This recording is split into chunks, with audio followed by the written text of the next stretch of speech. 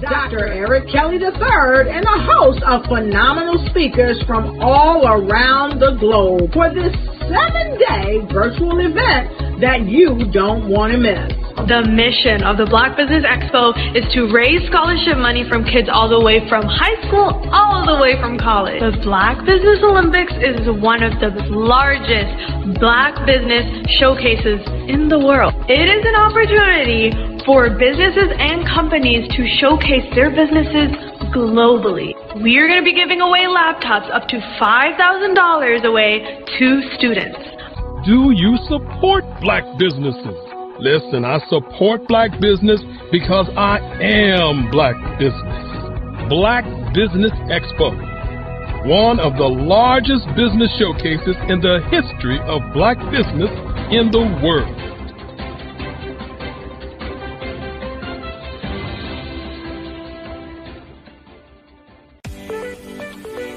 You are in the right place at the right time.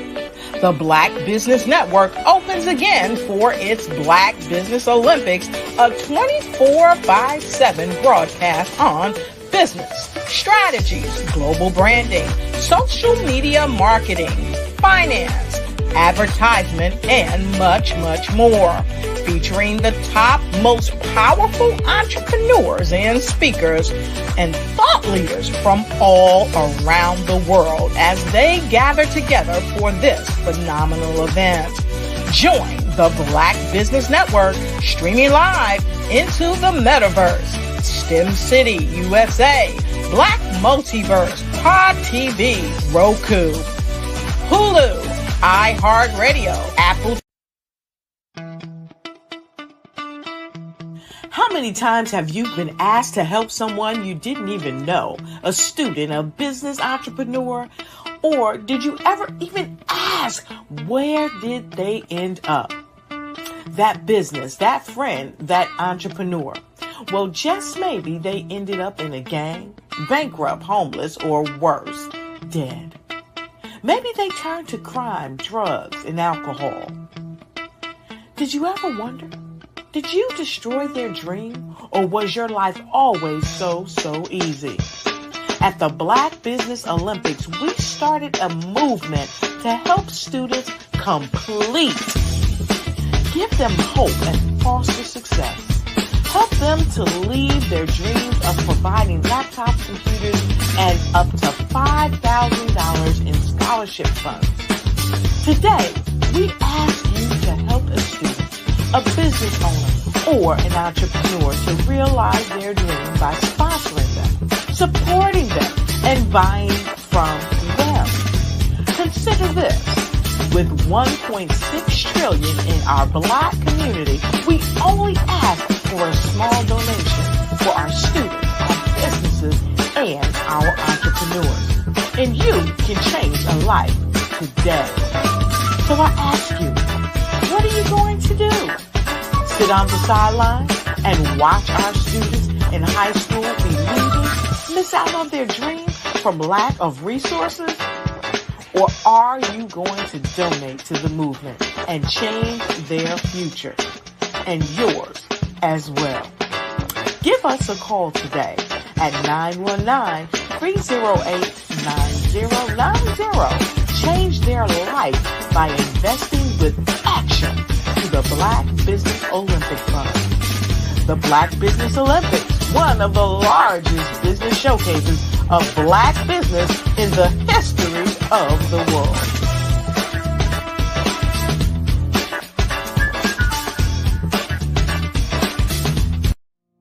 Did you know that approximately 333.34 million businesses exist today, according to a report from 2021? And you may be one of those businesses, or maybe you're not in the business market yet, but you're aspiring to be a business owner. Well, guess what? You're in the right place at the right time. Because let's face it, everything is about timing and opportunity.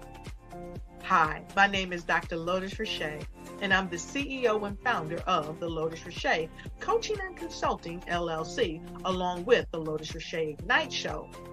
15 Minutes of Success with Dr. Lourdes Richey, as well as books to boom your business and bring who you are. And today, I want to bring this amazing message to you about the Black Business Network and the Black Business Olympics. See, the Black Business Network and the Black Business Olympics is designed to help people just like you, that's right, that look like me, to take their business to the next level. Not just in your front yard or your backyard, but globally. The Black Business Network and Black Business Olympics is designed not to just help you survive, but to help you thrive. So join us today as we come together with businesses all around the world to support our students, our children, our young teens, our young entrepreneurs. What we do is we come together to help raise funds for students who are aspiring to be business entrepreneurs, who are aspiring and who are thriving in college. We endow them with a wonderful opportunity to gain scholarship of either a laptop or several thousands of dollars. And we invite you to help be a contributor to this amazing opportunity to help someone that looks just like you. So join us today at our website and let us connect with you and help you ignite and take flight in every area of your life on the Black Business Network and the Black Business Olympics. I'll see you on the other side.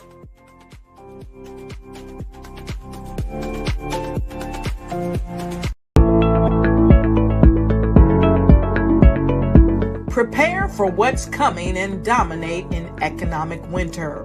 Stand strong and thrive by showcasing your great products and services globally through the Black Business Network and Black Business Olympics. The Black Business Network has showcased over 2,000 companies with over $7 billion in sales each year. Over 10 million attendees have viewed the rebroadcast each month.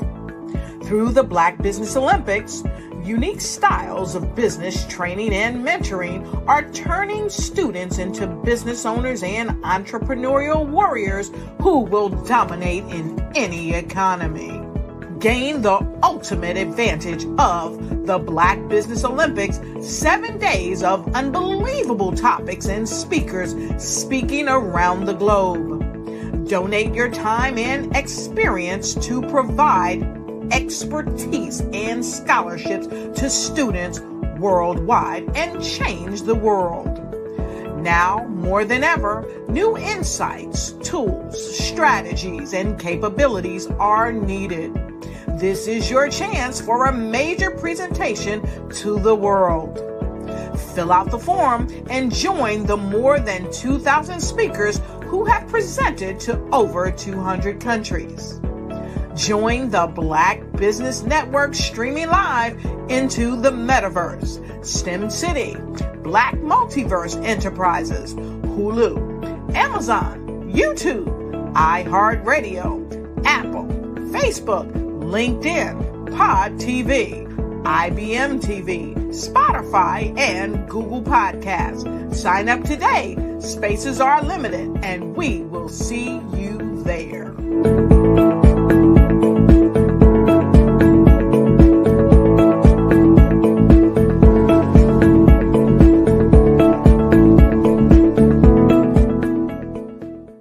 Phenomenal Tanya T. Wise, who is here from the great state of Maryland. Tanya, welcome and thank you for being with us today. Can you indulge our audience a little bit and tell them just a little bit more about who you are and what it is that you do? Well, I love being able to talk to people and have a magnetic attitude, being able to just show them. So I always like to say, level up is Coach at Tanya T. Wise here. So can you tell our audience, just give them a teaser about what your presentation will be about? So my philosophy is that we should all be living our dream life. So tomorrow I'm going to talk about how you start living your dream life. What are some of the things that you thought about in your childhood that you just kind of let go and dormant? Wow. And I want to reignite that and just give you some pointers and some tips, some tools, some strategies to be able to start living your best life now. And guess what, Wanda? And leave an inheritance for your legacy. Oh my goodness. Okay, I know that's resonating with a lot of people. I've heard that you have a dynamic coaching program. Can you tell us a little bit more about that? Absolutely. So our coaching program help people that have the lack of time, that lack strategies, and lack the confidence to go after their dream life. So we help them implement tools, we help them implement strategies, as well as give them resources so that they can live their best life now and leave that inheritance. Wow. Oh, I love that. I love the leave the inheritance part. Listen, you are dropping some major nuggets, and I know a lot of what you're saying is resonating with a lot of people, but I think we're all curious. How did you even make this transition into the speaking and coaching arena? What's the story behind this? So I started out in finance, and I realized that a lot of people don't necessarily go after their dream life because of the lack of finances or the education behind finances. But it wasn't until I lost my firstborn, my only son, that life changed for me. And where I was going after it all, living the corporate life, hit my 6-figure income, and living in my dream house with my dream man, driving my dream car. I nearly lost it all when I lost my son. And so I realized it only takes one financial catastrophe that can change your entire life.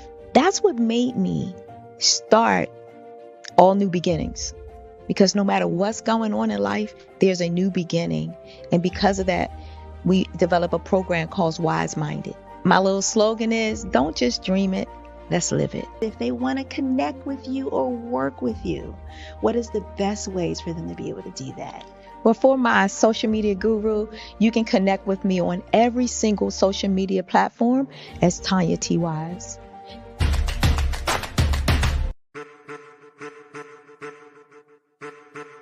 I am a child of the Most High God. He has gifted me in ways that I could not even imagine and didn't know.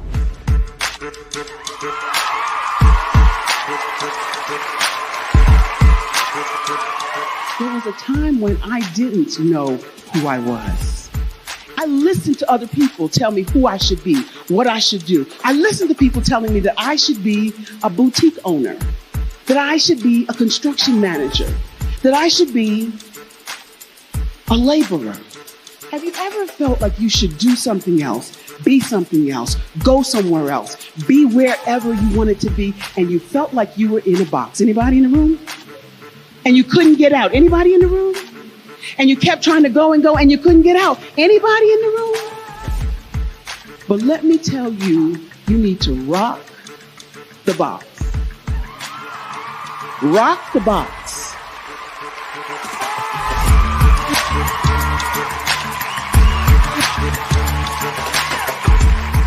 I am engaging, inspiring, and empowering.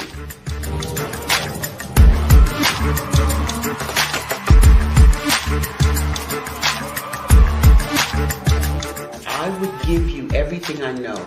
Just by touching you, if I could, by osmosis, give you every single thing I've learned, I've gone through, I know I would. We know that's not possible, but as it is possible, I love to share information with people. Some of you out there, people have told you that you can't be, you can't have, you can't do. But I will tell you, like Kingston said, you can, you must, and you will. If it's to be, it's going to be me. You got to say it.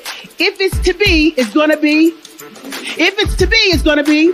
If it's to be, it's going to be.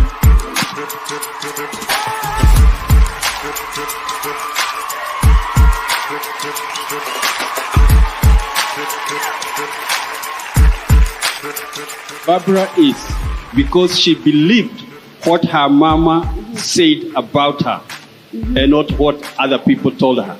Every day you wake up, when you're in a situation, it's your choice whether it's an advantage or the disadvantage. She gained her confidence and her life, and now she is a testimony. If I can help you elevate yourself, then I feel like I'm elevating my own self as well. What you know and I know together can change the world.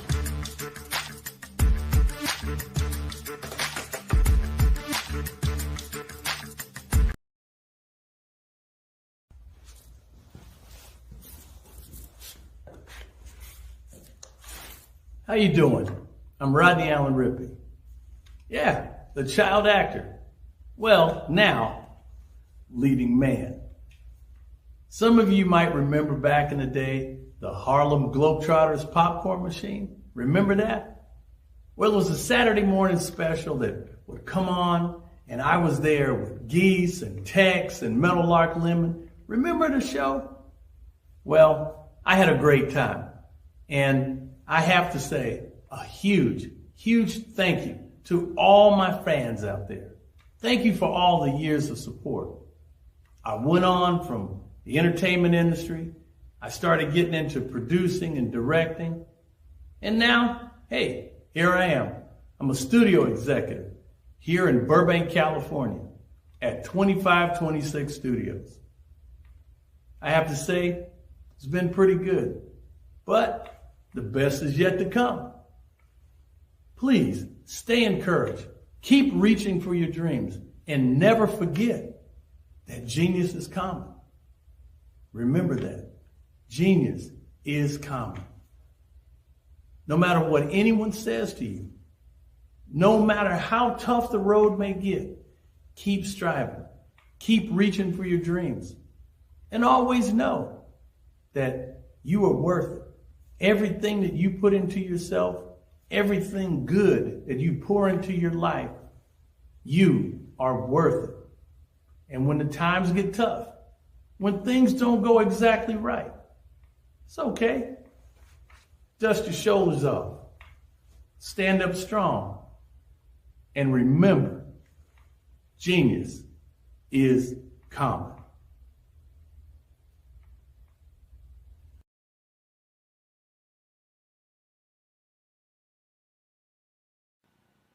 Hello, my name is Kiasi Helm and I'm 14 years old. I think my genius would probably have to be setting goals and achieving them. I say this because ever since I was young, I always wanted to be an author, and at age 11, I ended up achieving this. But not only did I end up becoming an author, I ended up becoming a public speaker, a publisher, a business owner, all these great things. The name of my business is Written by Kids Publishing Company. I decided to start this company because I thought it was important for me to help kids my age express themselves through literacy and just achieve their own goals. Because to me, achieving goals is the best thing in the world to feel. It's you just achieving things and aspirations that you set for yourself.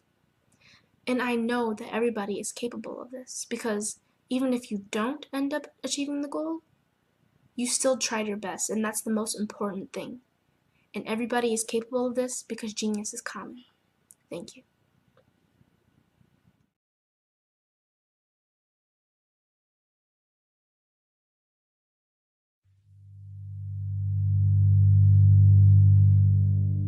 So what we have to do is when we get in a spot, we need to create some spots for us. That's the main thing. We need to be able to be in a position where we're able to create those spots for us. For me, being an entrepreneur, I'm not just going to get a business and then leave you sitting high and dry. If you ask me some questions about entrepreneurship, I'm going to give you as much as I've received. I've seen people who made it, and then when you ask them, it's like, okay, now you have to pay me for the information, the same information I got for free. We probably in totally different cities. There's no way that we're going to bump heads or anything. We're not competing. Bring me up with you. And so I just think that whatever education that I have, then I need to be able to give that to my own as well. So create the spots. You can create the spots when you get there.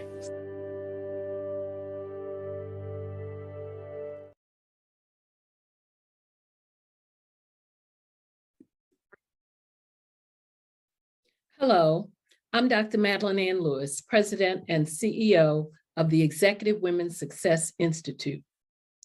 And my genius is helping women accelerate the path to success. You know, I was blessed to have strong women in my life who encouraged, motivated, and pushed me to do my best and to never even think about giving up on my dreams. So I say to women, we must show up to rise up. We have talents and potential, but who will see them if we don't speak up and get noticed? I know that women are a tremendous resource on this planet, and there is nothing more fulfilling than helping a woman tap into her full potential. I do this because I want to be a part of helping as many women as I can to show up, to rise up. I do this because genius is common.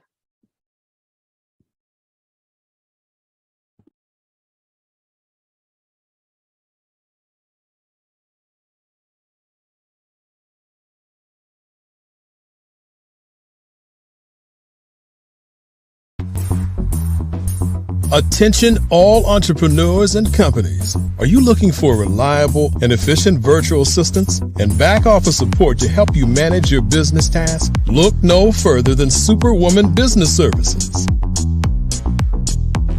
Our team of virtual assistants provides a full range of administrative support services, including operations management, social media marketing, and much more.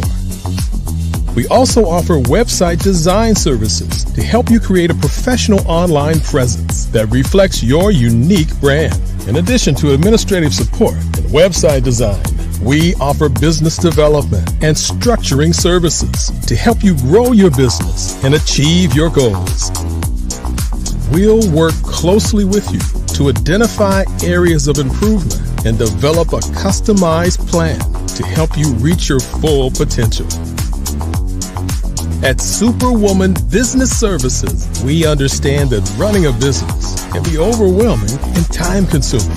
That's why we're here to help you fly high and achieve success. Our virtual assistants are highly skilled, experienced, and dedicated to providing you with the support you need to thrive. Come fly with us and take your business to new heights. Let us help you become the superhero entrepreneur you are meant to be.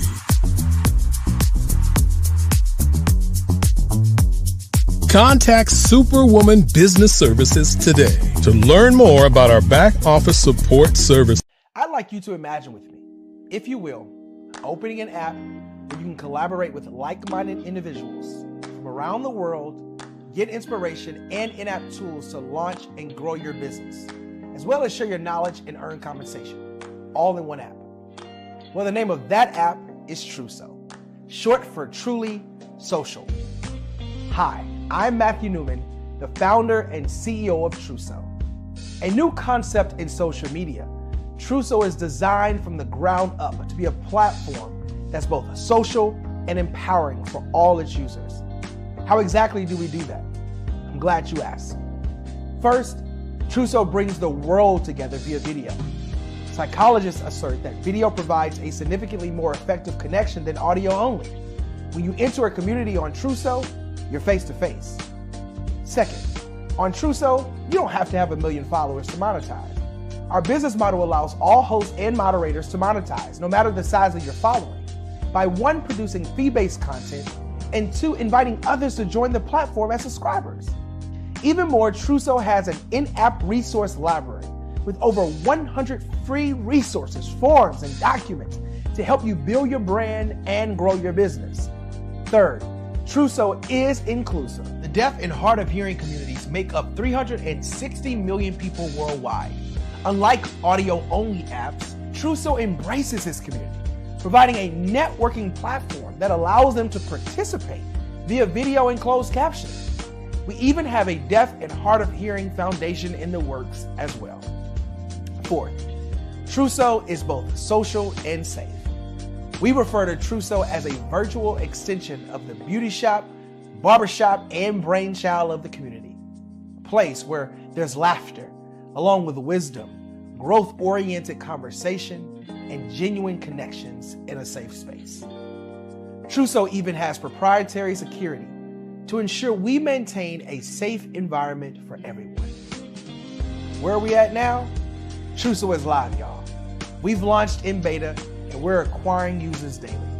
We have an incredible development and marketing team, plus amazing celebrity influencers at the table, helping us spread the word around the globe, beginning within the African diaspora and beyond by creating a safe space for growth, connection, and collaboration. We're truly excited about Truso. We've created something special for which there is a global market. And we invite you to embark on this journey with us as a shareholder. The future for Truso is truly bright. Join us and let's go there together.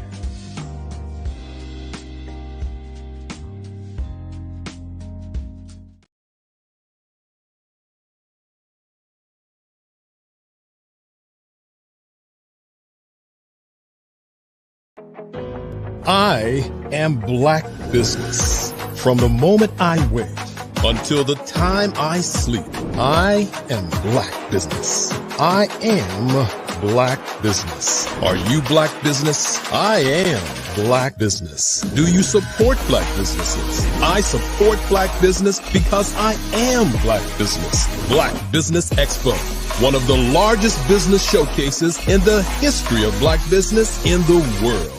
Sign up today at www.blackbusinessexpousa.com or call 919-308-9090. I am Black business. Good morning, good morning, good morning, good morning, business owners, entrepreneurs, thought leaders, and corporations. Welcome to the Black Business Network. My name is Eartha Watts Hicks. I'm an award-winning author, publisher, PR writer, and affiliate for BlackPR.com, and I am your business moderator this morning on the Black Business Network. The Black Business Network is a 24-hour business network showcasing Black businesses, business owners, entrepreneurs, and thought leaders worldwide. We have speakers from North Carolina, London, Singapore, Africa, Japan, cities all over the United States. The Black Business Network is a global community sharing its business knowledge to empower, inspire, and educate businesses about business. Our first speaker this morning is William Jackson. William Jackson, welcome. How are you this morning? I'm doing wonderful. How are you? I'm doing wonderful as well. Please tell us a little about yourself. Well, I am a previous 33-year educator. My background, I'm a graduate of South Carolina State University. Go Bulldogs. Yes, that's right. I'm also the CEO of My Quest to Teach, which is my brand and my business. My wife and I, Aida, we are virtual reality educators. We're certified to teach VR education and also STEAM. Now, if you're not familiar with STEAM, it's science, technology, engineering, arts, math, combined with AI, VR, and immersive environments. That's just a little bit about myself and what we do.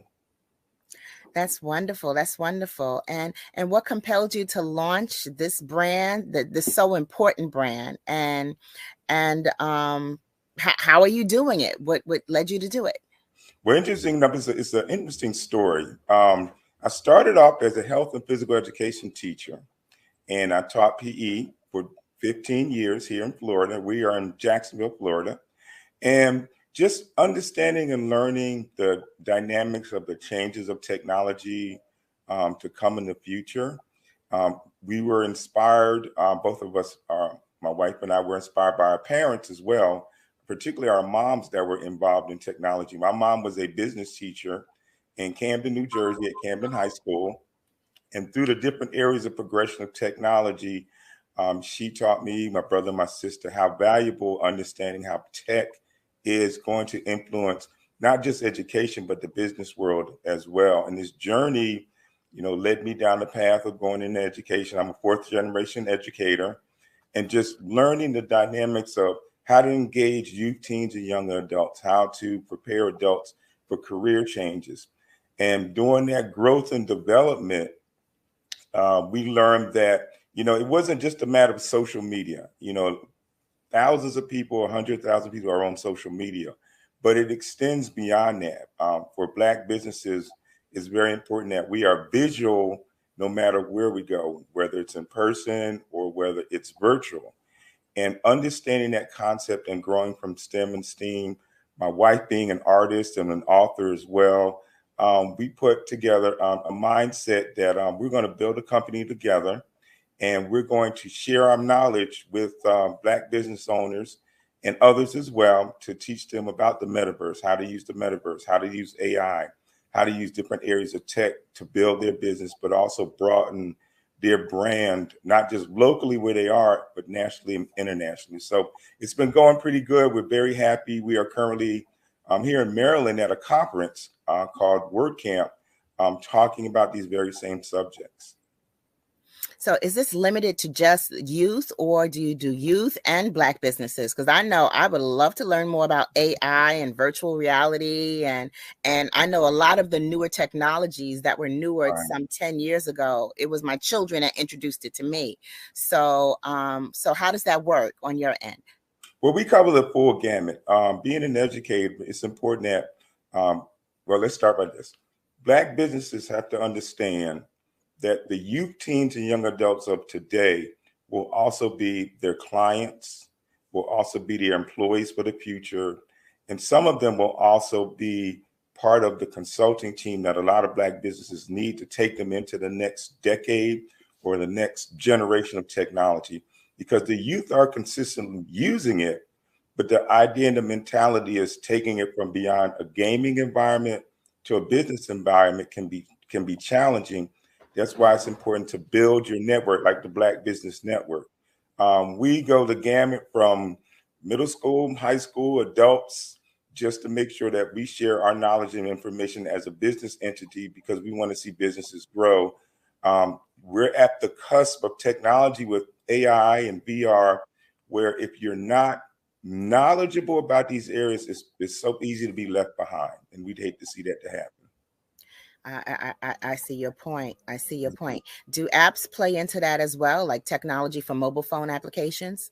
Oh, yes. Many of the platforms that you can get on the metaverse, you can use your cell phone, you can use a tablet, you can use your laptop or desktop. And one of the things, I think one of the misinformation pieces that are out there, people think that you have to have a particular device, and you don't. You can use your tablet, like you're saying, you can use your cell phone to get into multiple environments, multiple immersive environments. And let me say this, a lot of people hear or see the commercials about Facebook and Meta investing billions of dollars into the metaverse, but there are hundreds of metaverses out there. It's not just Meta.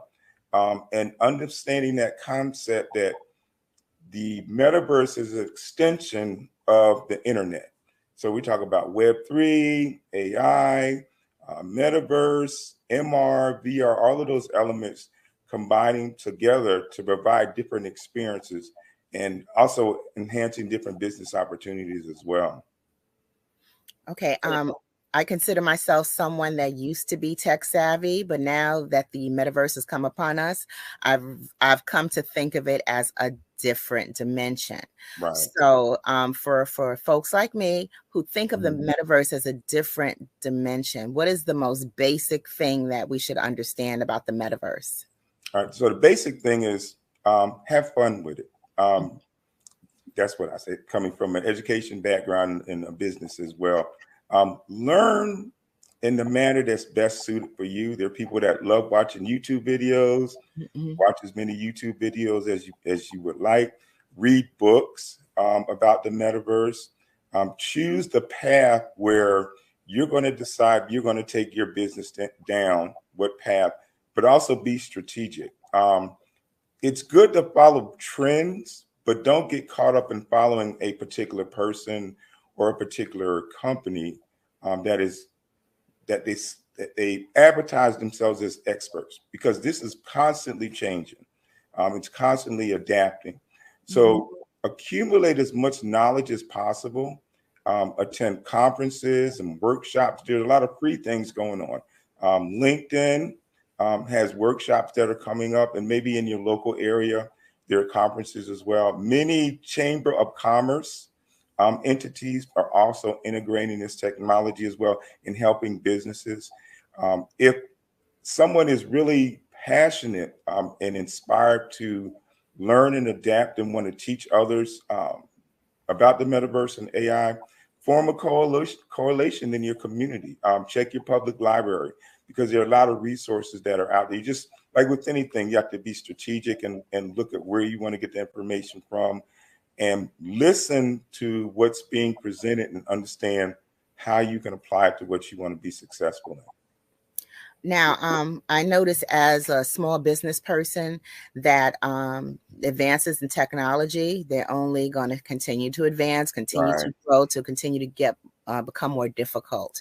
So someone like me who is like, let's say, a small business, we're used to devoting a certain part of our budget to advertising. So considering this metaverse is coming and it's going to be big and it's going to take us to the next level, how much would you suggest as a percentage of our budget that we should dedicate to just learning more about the metaverse and growing with it? That's a very good question. What I would suggest is look at what you want to accomplish, because you can go to the gamut of $100 a month to thousands of dollars. If you look at Walmart, Nike, Jaguar, Lowe's, they're investing billions of dollars into these technologies, billions of dollars. But as a small business owner, you're looking at how you can broaden your reach in your business.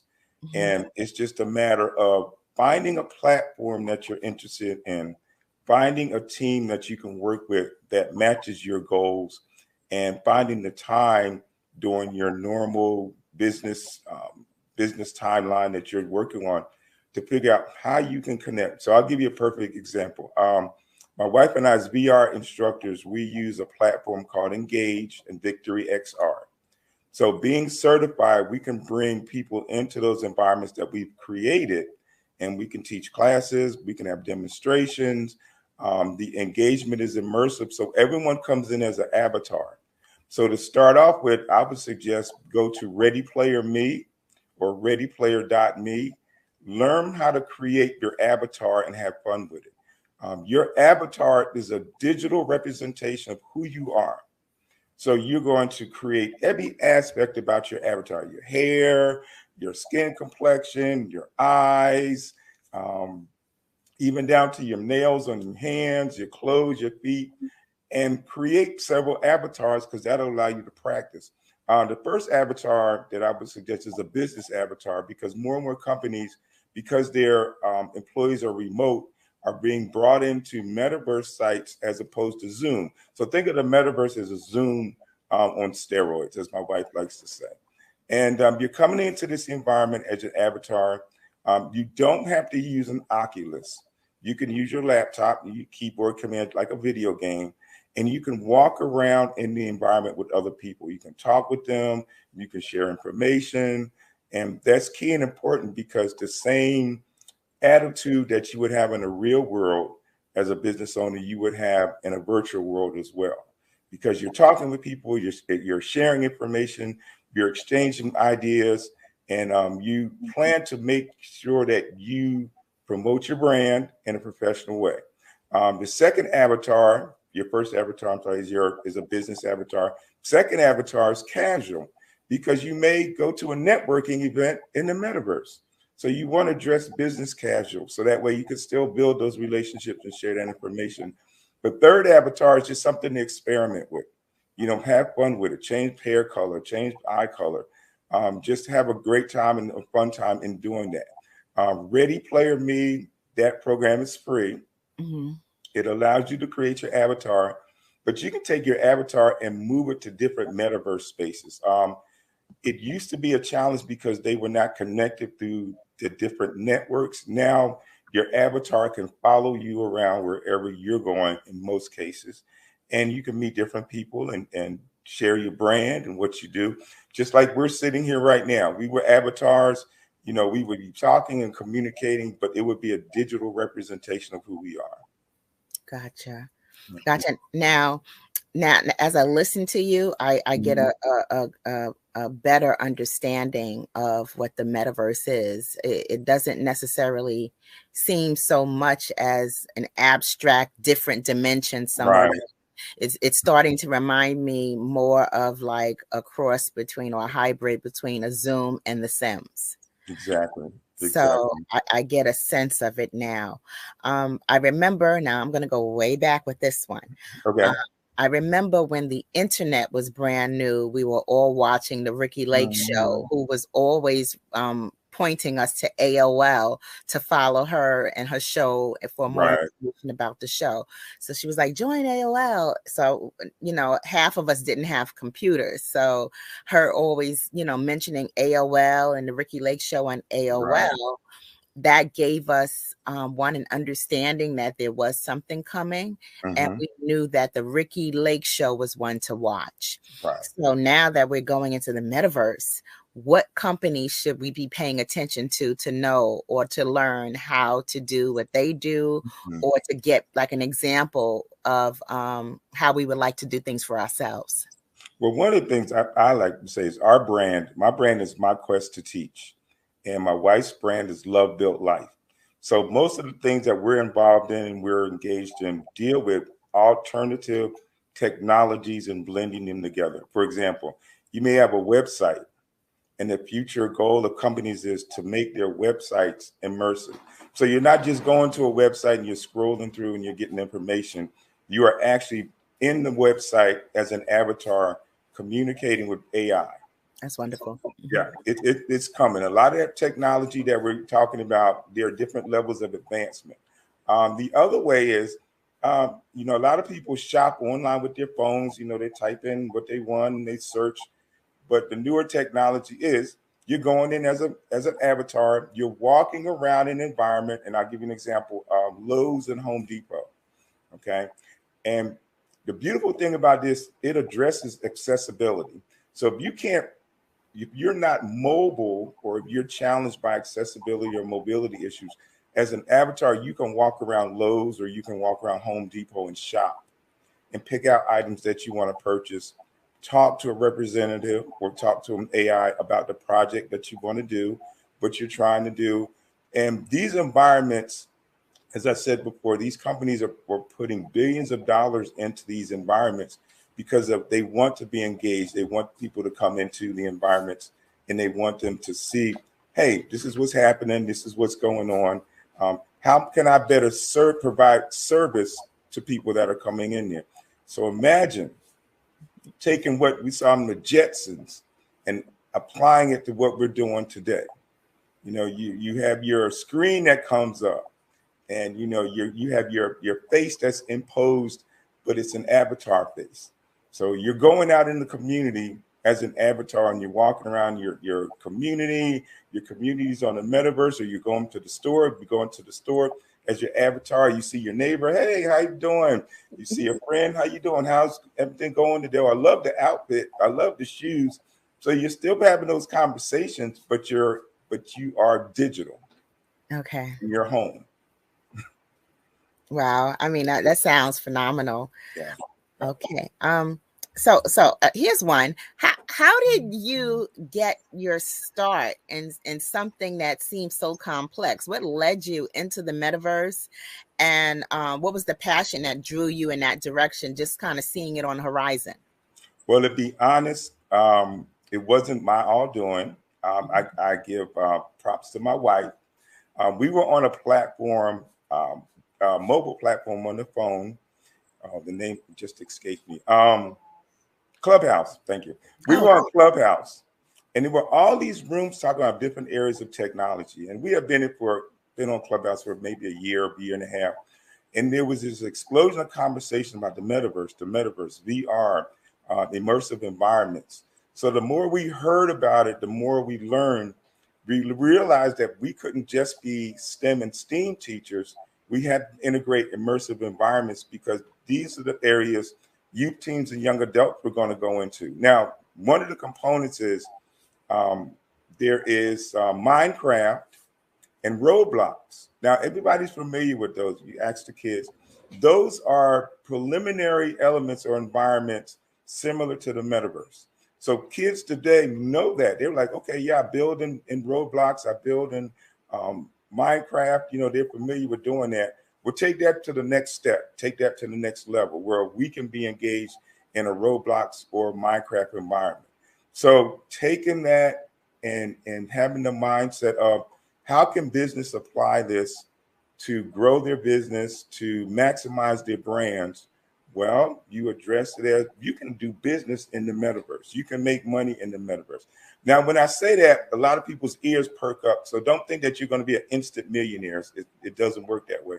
You have to take your brand and provide, as with any business, a service or a resource that people need. And one of the beautiful things about the metaverse, it does serve the needs of those with accessibility issues. If you are hospital bound or homebound or wheelchair bound or have some mobility challenges, the metaverse may be an alternative for you to be able to still get out in your community, be engaged in your community. We were in an environment, AltSpace VR, before it was shut down, where we actually attended church in the metaverse. So every Sunday we would, have our avatars ready, dressed to the nines and everything, and attend church.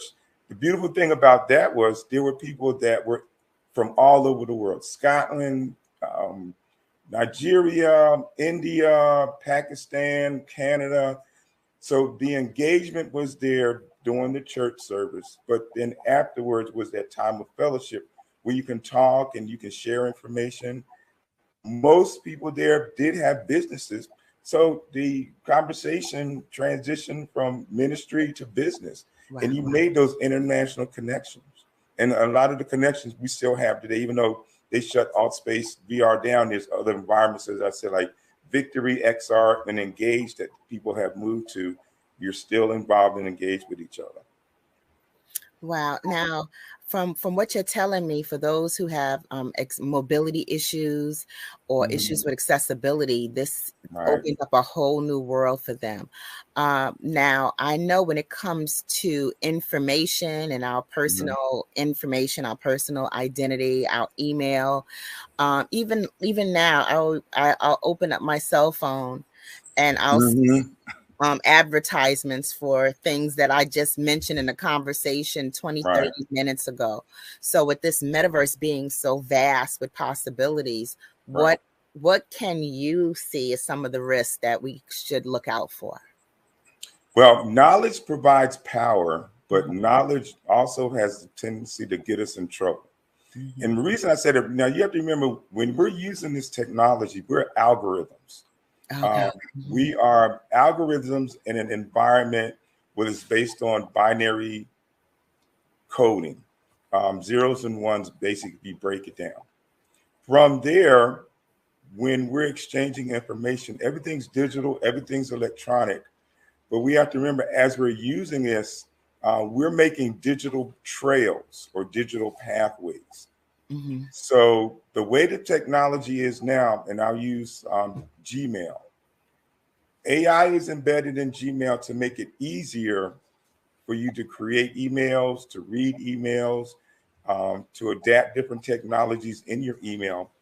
But your email is also learning about you, your writing nuances, your connections, how you do research as well, who you communicate with, where they are, where you are. So in essence, this is making it easier for us to communicate and speak and talk. One of the things that we have to remember is that information is stored somewhere. So you really have to be careful. And we hear more and more about this personal information, who you give your personal information to. Also, what emails you open. So if you get an email from someone you don't know, or a company or an ad, it is not a good idea to open it, because there may be some type of malware in there. There may be even an extension of an AI bot trying to get your personal information. If you've ever been in a situation, this happened to me a couple of times, where you're inundated with all these emails from different companies. That means somewhere along the line, you must have clicked something or attached yourself to something, and that creates a problem because someone or an AI has received information about you. Now it can flood your email with messages. The other part is our phones. Our phones are susceptible as well. So it's really careful. You have to be really careful about now looking at the numbers. Our phones now have say it's possible spam that we're getting phone calls. So your personal information is key and important that you try your best not to give out personal information, although it does happen, but you have to be continuously mindful. Now, I'm on the flip side, I'm gonna say this to parents and grandparents, aunts and uncles. The young people that you have sharing your service, that you're using your phone, that they're using your the same service. It's important now for parents and grandparents to talk to the young people, their children, grandchildren, about their use of their phones. Because what happens is when you are connected together with a similar phone service, if they do something on their phones, you may get a reaction or something may happen to everyone's phone because you're on the same network. So whether it's Verizon or whether it's Sprint or whoever, you have to still be really careful with your data and information even that they put out, because they may get a survey. Hey, how was our service today? You know, is it great? You know, select 10 for wonderful, 0 for crappy or whatever. And at the end, give us your email address or give us your address and we'll send you a reward or something. And in kids' minds and young adults' minds, they're like, oh, I'm gonna get a reward. All I got to do is fill out a survey, not knowing that they're collecting personal information, and you may start getting all kind of ads, all kind of information based on whatever, you know, that can disrupt your service. Wow. Now, I know you've already recommended Ready Player Me. Yes. Okay. What other programs would you recommend for starters? For starters, I would say look into programs like Victory XR. Now, Victory XR started out with education. Now it's branching into businesses because you have Apple, you have Walmart, you have Coca-Cola, you have BMW, you have Kia, and other businesses growing their platforms on Victory XR. So they allow you at a particular level to register for an account. And there are templates that you can go on and that you can build on as well and create a small business model. But you have to remember now, we're talking about digital access to digital environments. So in some cases, there's programs called Blender and Unity that are needed to be able to build those environments. And I believe those are still free. Mm-hmm. But learning the concept of designing and building a digital environment takes a frame of reference that it comes into where you have to be really creative and really innovative, like an artist. Mm-hmm. And I'm really blessed that my wife is an artist because she has that mindset of actually building and designing and creating. Black businesses in this day and age of technology really need to collaborate mm-hmm. with those that have that knowledge and have that ability.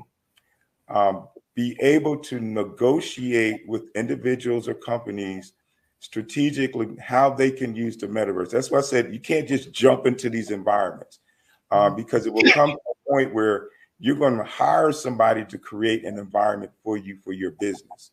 So it could range from a couple of $100 to several thousands. So when you have Apple and Walmart and Coca-Cola and Lowe's, Burberry putting literally billions of dollars in these environments because mm-hmm. they see the future of where this is going. But we as Black business owners, we are going to utilize it for the basic needs of what we want to do to have, you know, to maintain our business. And I think I said this before, but it is important for Black businesses to be visual. Mm-hmm. That means people have to see you. Don't always rely on social media. There's ways to have your business visual. Donate your time at a school and go talk to elementary, middle school, and high school students about being a business owner, being a Black business owner. If you're not a member of your local Chamber of Commerce, you know, check into being a member of the Chamber of Commerce. not just the Black Chamber of Commerce, but the Hispanic Chamber of Commerce, or whatever ones that are in your community, because we live in a global economy. And a lot of cases, Black businesses, they do have their niche, what they're good at, but you get to a point where you hit a roadblock and you seem not to be able to go further. So that's where the collaboration piece comes in. Who else can you collaborate outside of your culture, outside of the diaspora that you can work with? Mm-hmm. And that's key and that's important because we do a lot of work in Africa, and Africa is growing and expanding with technology. We do a lot of work in Central America because there are so many key elements of technology in these areas. Now, the mainstream media is not going to tell you that. And this is why it's important. Networking outside of your traditional environment is really important. We are part of a community called WordPress. WordPress manages 45 to 55% of the websites globally. Mm-hmm. They have conferences called WordCamps. That's where we're at now up here in Washington and Maryland. Attending a WordCamp, WordCamp US.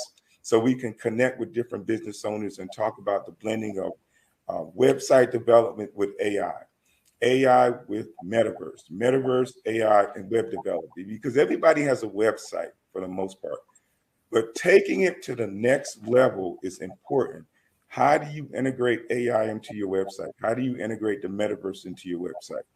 Because in about 3 to 5 years, it's not going to be just your website. It's not just going to be your social media. It's how you are going to take your body and integrate it into a metaverse where you can talk to people and communicate with people. And the signs are already there. You know, you see a lot of these movies that I'll give example, Star Wars. You know, Star Wars, you know, when they're communicating with each other, you know, they have their hand out and there's this little device and a hologram comes up. Those are elements of AI and metaverse. And they're actually working on those technologies now. So when you see stuff in the movies, the concept is out there. It's just building the application and the programming around it for it to actually start working. Gotcha. I have 2 quick questions, but the first one is based off of what you just said, because hello? We're probably going to have to cut it to one question. I know it's a lot. It's all right. Well, you are giving a wealth of information, Mr. Jackson. So I know the folks out there are really getting a lot, taking a lot of notes, benefiting tremendously. So if we could ask the one last question of how can folks get in touch with you so they can get the rest of the story, as Paul Harvey used to say? Good. My brand is My Quest to Teach. So if you go on Twitter, Instagram, My Quest to Teach, my email is myquesttoteach as well. myquesttoteach@gmail.com. So not only will you connect with me, but you'll connect with my wife as well, who's, like I said, she's deeply ingrained in the arts and business as well. So reach out and connect with us. Well, super. And again, we appreciate all your time, all your information. Looking forward to having people connect with you and contact you so that they can get more insight as to, you know, how they can improve their business through the techniques and strategies that you talked about, and on the personal side as well, the things that they can do to protect themselves and promote themselves. So as we say, genius is common. I'll see you on the other side. Great. All right. Thank you. Well, good morning, Sydney. Good morning. Okay. How are you today?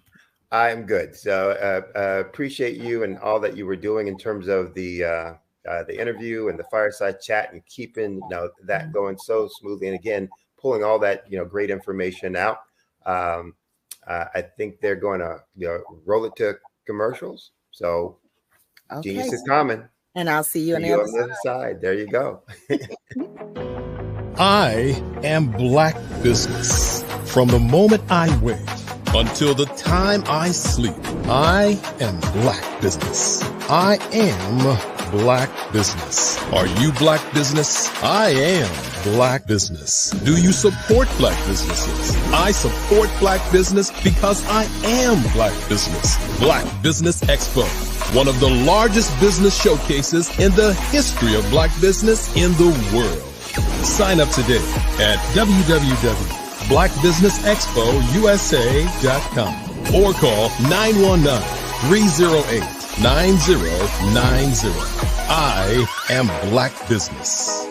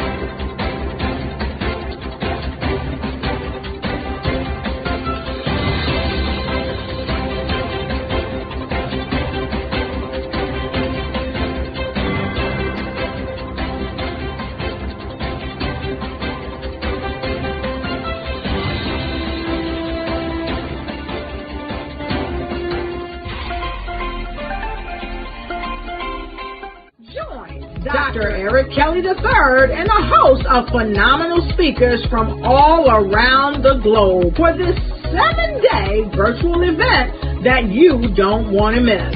The mission of the Black Business Expo is to raise scholarship money from kids all the way from high school all the way from college. The Black Business Olympics is one of the largest black business showcases in the world. It is an opportunity for businesses and companies to showcase their businesses globally. We are going to be giving away laptops up to $5,000 away to students.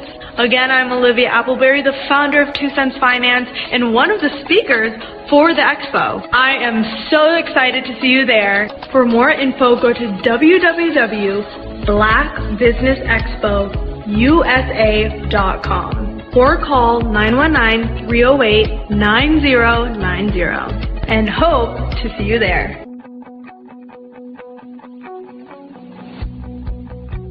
I am Black Business. From the moment I wake until the time I sleep. Yes, I am Black Business. I am Black Business. Tell me, are you Black Business? I am Black Business. Do you support black businesses? Listen, I support black business because I am Black Business. Black Business Expo, one of the largest business showcases in the history of black business in the world. The world! Sign up today at www.blackbusinessexpousa.com or call 919-308-9090. I am Black Business. I am Black Business. From the moment I wake until the time I sleep, I am Black Business. I am Black Business. Are you Black Business? I am Black Business. Do you support black businesses? I support black business because I am Black Business. Black Business Expo, one of the largest business showcases in the history of Black America in North Carolina. Black Business Expo, one of the largest business showcases in the history of black business in the world.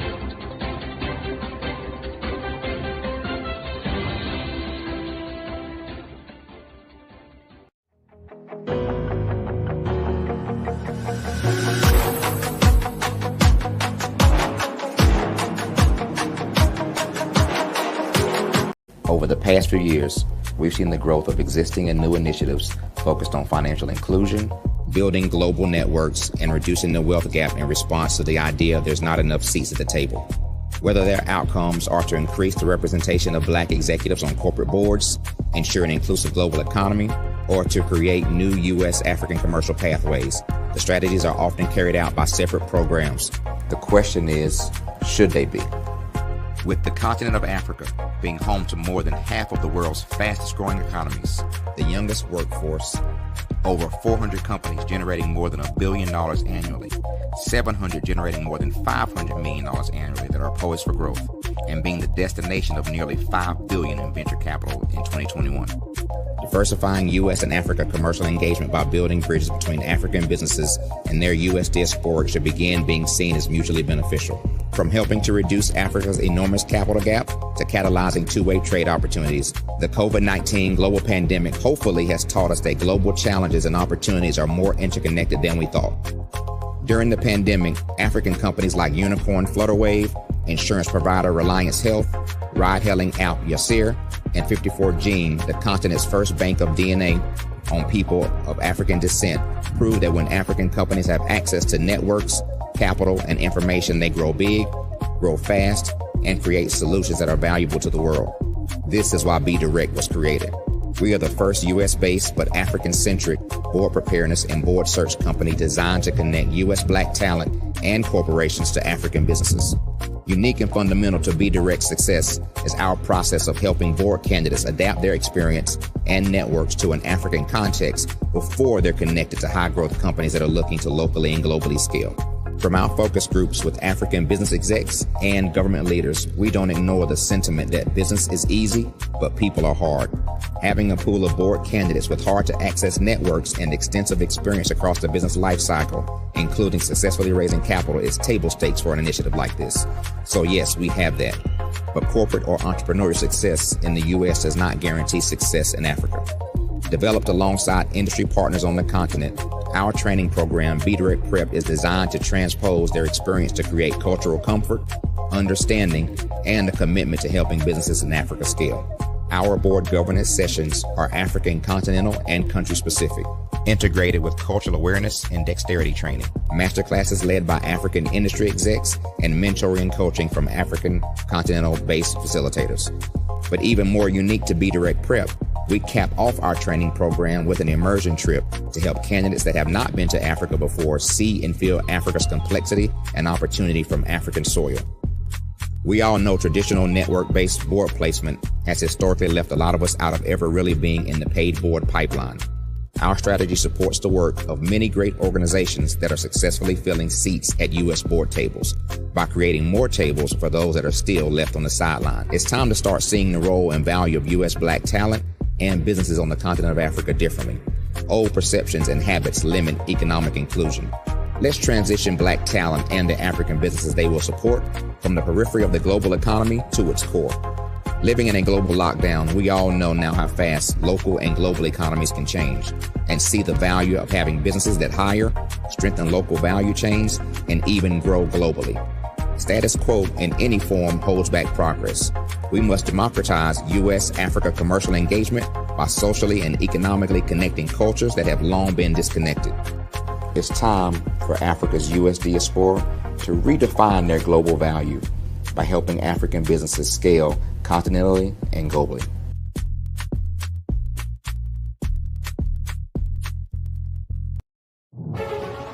In the heart of America, there are dreams waiting to be realized. Dreams of owning a home, creating a haven for families, and building a future. Yet, there are 13 million mortgage-ready home buyers and nearly 20 million renter households who have the credit and income to qualify for a mortgage but remain left out of the home buying process. These potential home buyers are in urban and rural America, where dreams should flourish. The big banks, the giants of finance, have all exited the mortgage lending business, decreasing their lending footprints across America. They are no longer present and active in these communities. Instead of offering opportunities for home ownership, some of these banks have chosen a different path. They have decided to become mega landlords. They have chosen to invest billions of dollars in rental homes, leaving potential home buyers with fewer options. and stuck in a cycle of renting without the chance to build equity and create a legacy for their families. Here is the shocking truth. A report issued by the Home Ownership Council of America revealed that if lenders were to step forward and serve this underserved market, they could conservatively increase their loan volume by $1.5 trillion. $1.5 trillion. This is $1 trillion business opportunity, ripe for the taking.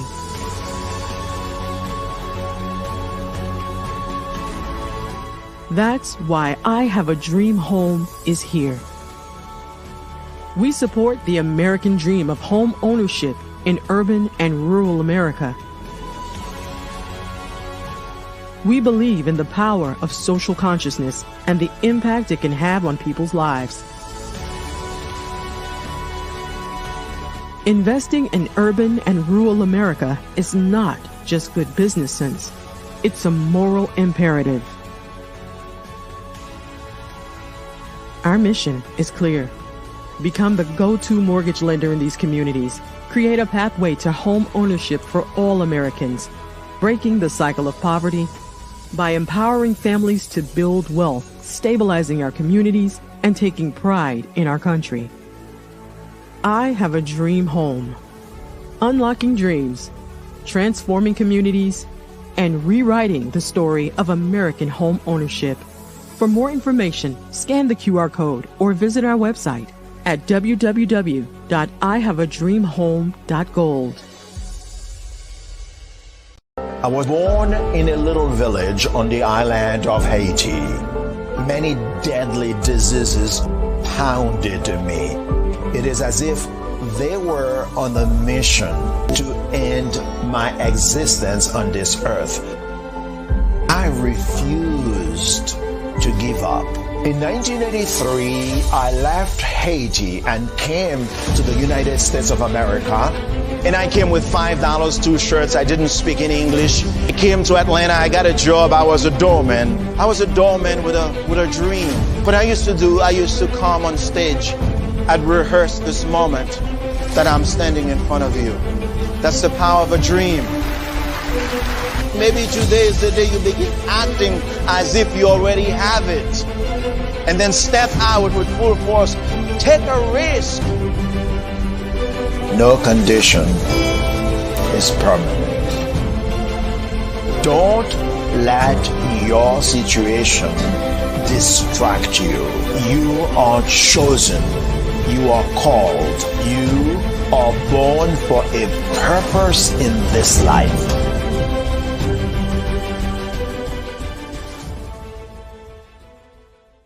I'm Ramon Ray, founder of Smart Hustle Magazine and SmallBizTechnology.com.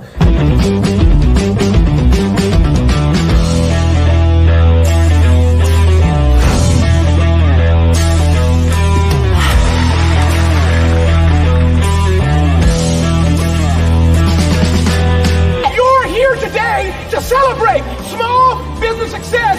Stand up on your feet. You rocked the house. It was amazing. Didn't we learn? For me, success comes from failure. One thing not to do is shake somebody's hand like this.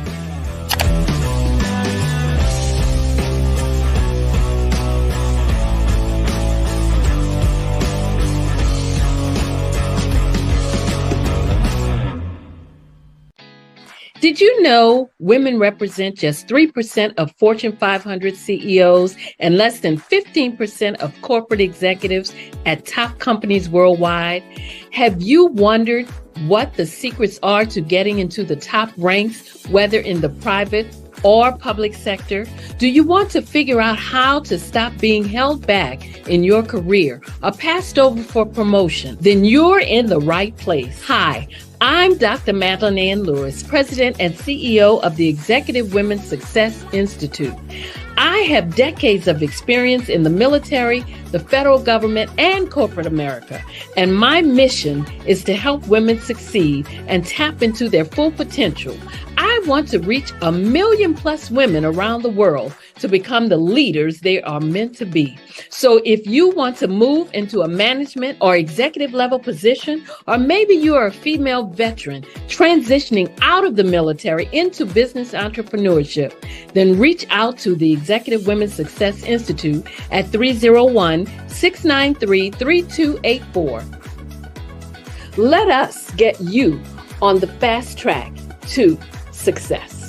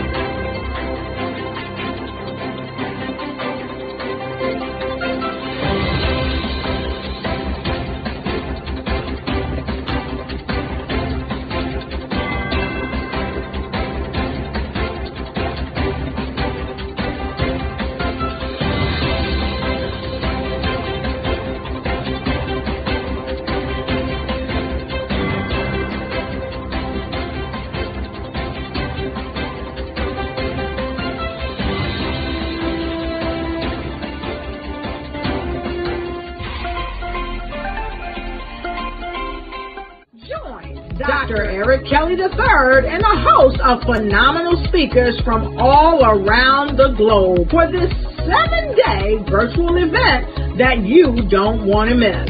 The mission of the Black Business Expo is to raise scholarship money from kids all the way from high school all the way from college. The Black Business Olympics is one of the largest Black business showcases in the world. It is an opportunity for businesses and companies to showcase their businesses globally. We are going to be giving away laptops up to $5,000 away to students. Do you support Black businesses? Listen, I support Black business because I am Black business.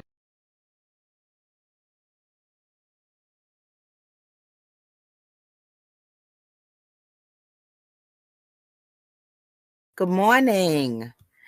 Good morning, business owners, entrepreneurs, thought leaders, and corporations.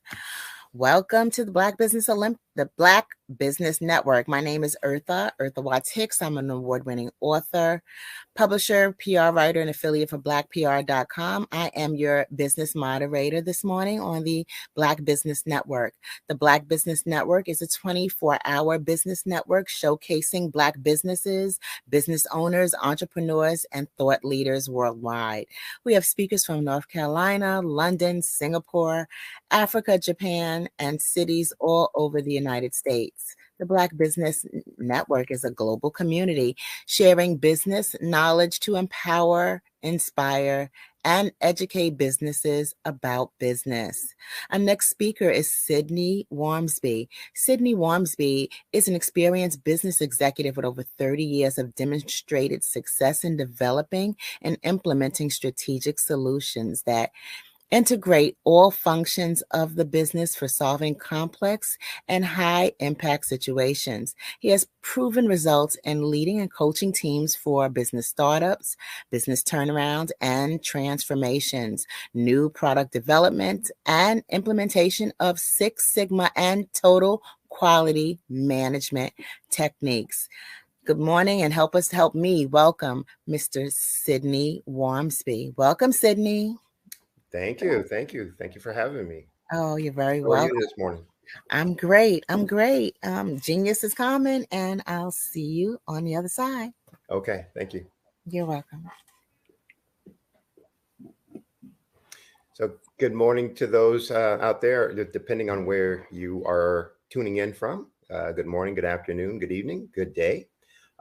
First, I want to thank you for the privilege of being able to speak with you today. And I truly, truly appreciate you being generous with your time to listen to the information that I plan to share. As Eartha said, my name is Sydney Warmsby. I'm a business growth and improvement guide. I am the founder and owner of two companies, Strategic Solutions and Huertas e Decus. Huertas e Decus is Latin that stands for excellence and distinction.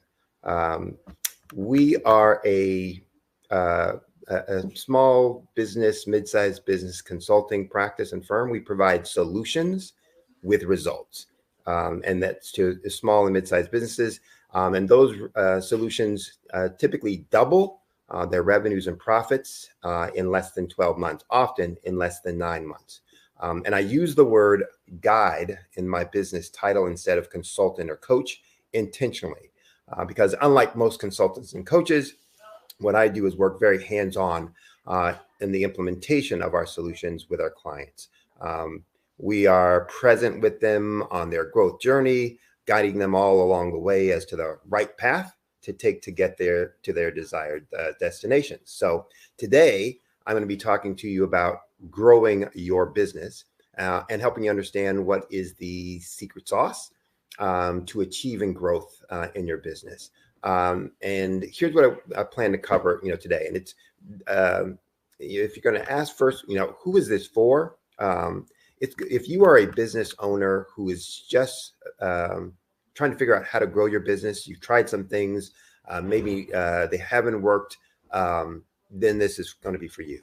If you are someone who's been dabbling in a side hustle or contemplating starting a business, this will be for you.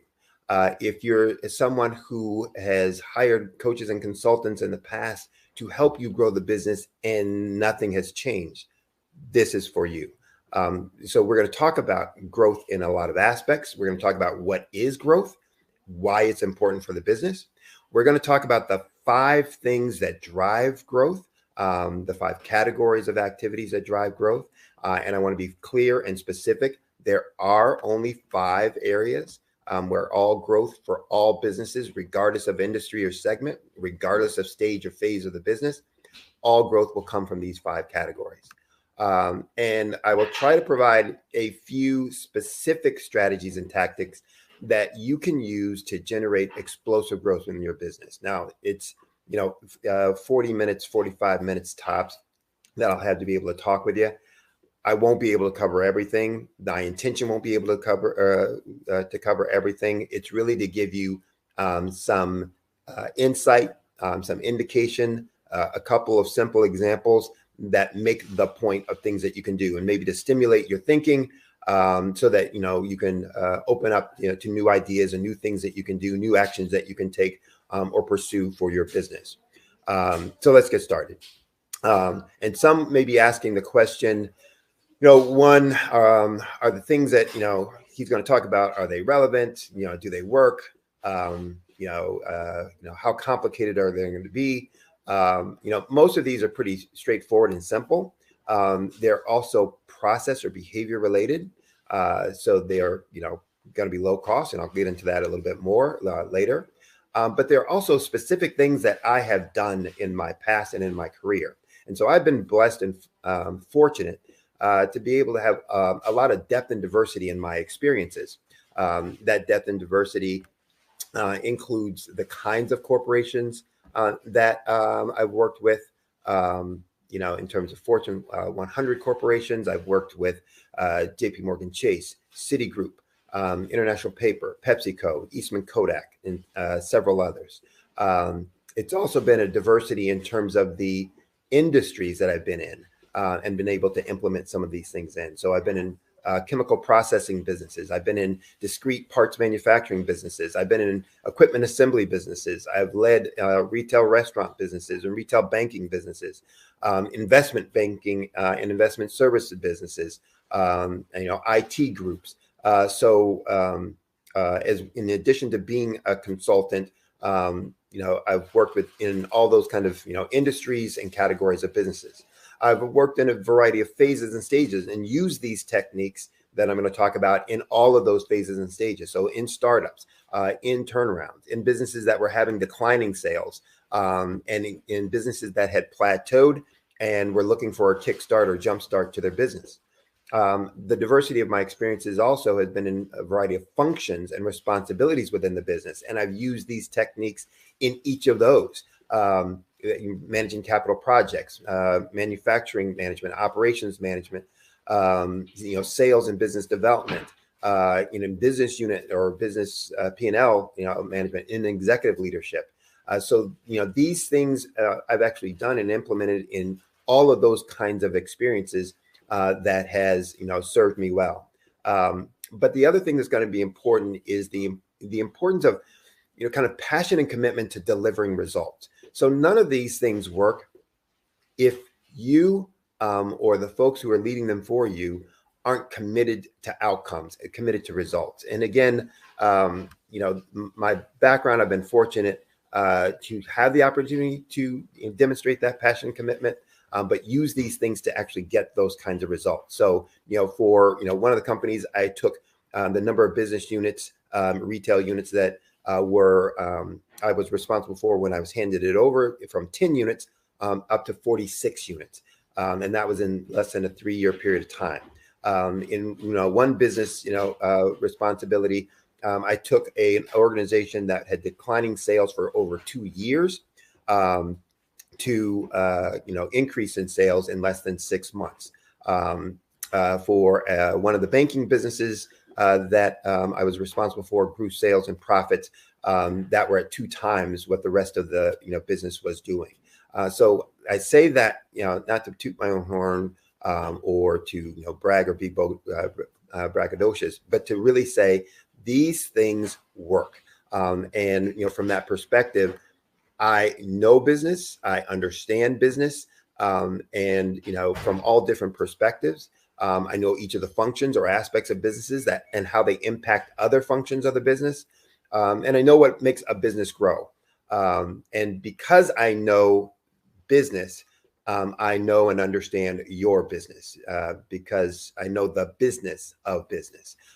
So I've used these things, and I'm going to be consistent in kind of showing you ways that you can implement those and get results within your organization. So let's get started. What is growth and why is it important for your business? When I teach students, at the university level, and when I start working with business owners, one of the questions I always ask them is, what's the objective of business? And for most folks, the response is something around the category of money. It is something like, the objective of business is to make money, or to take care of my family, or to make enough profit, so that I can, do X, Y, and Z with, or to sell more stuff, or any of those kinds of things. But I always have to quickly tell them that's wrong. The objective of business is not to make money or to make more money. The objective of business is clear and simple. It's to meet the needs of a customer or client. That's it.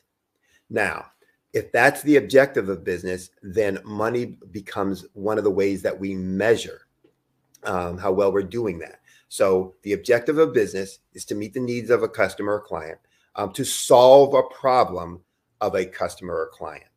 How well we are doing that really is measured then by revenue, because the more revenue that we have is indicative of the fact that we are solving that problem more impactfully for our clients or for our customer base, for our target market.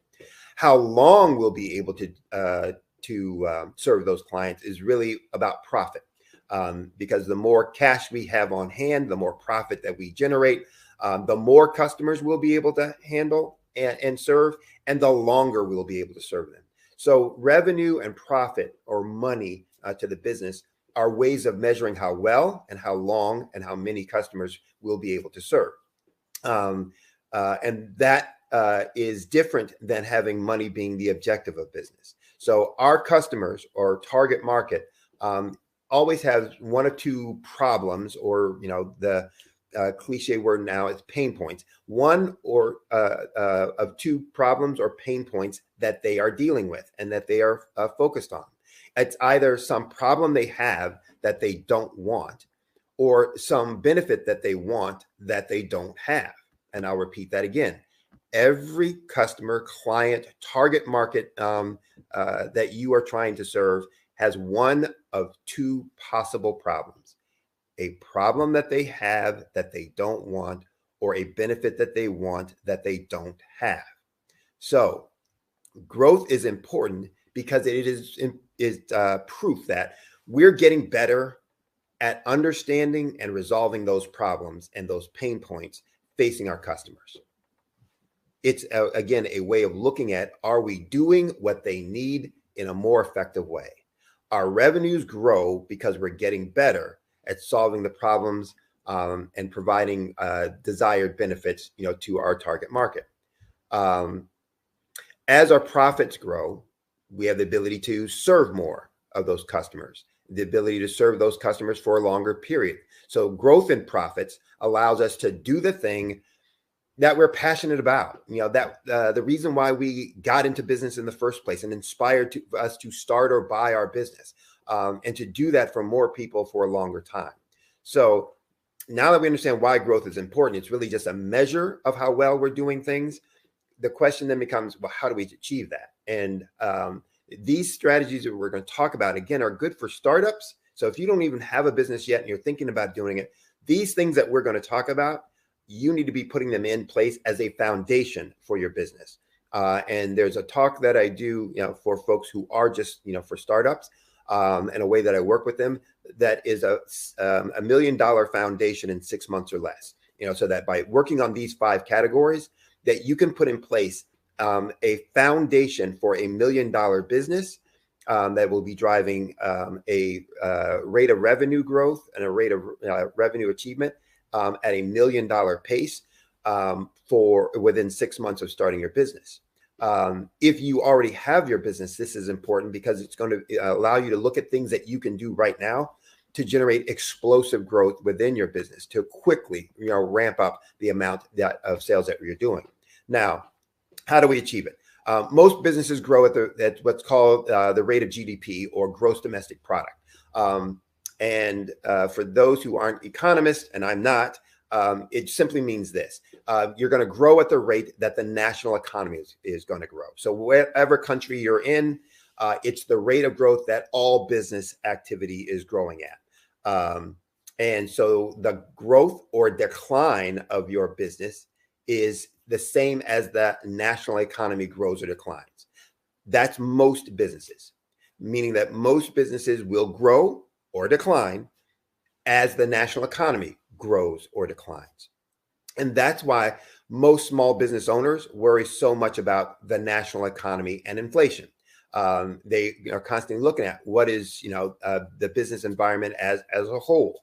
And that is because they know or feel that that's going to be a reflection of what their growth is going to be for their business at that point.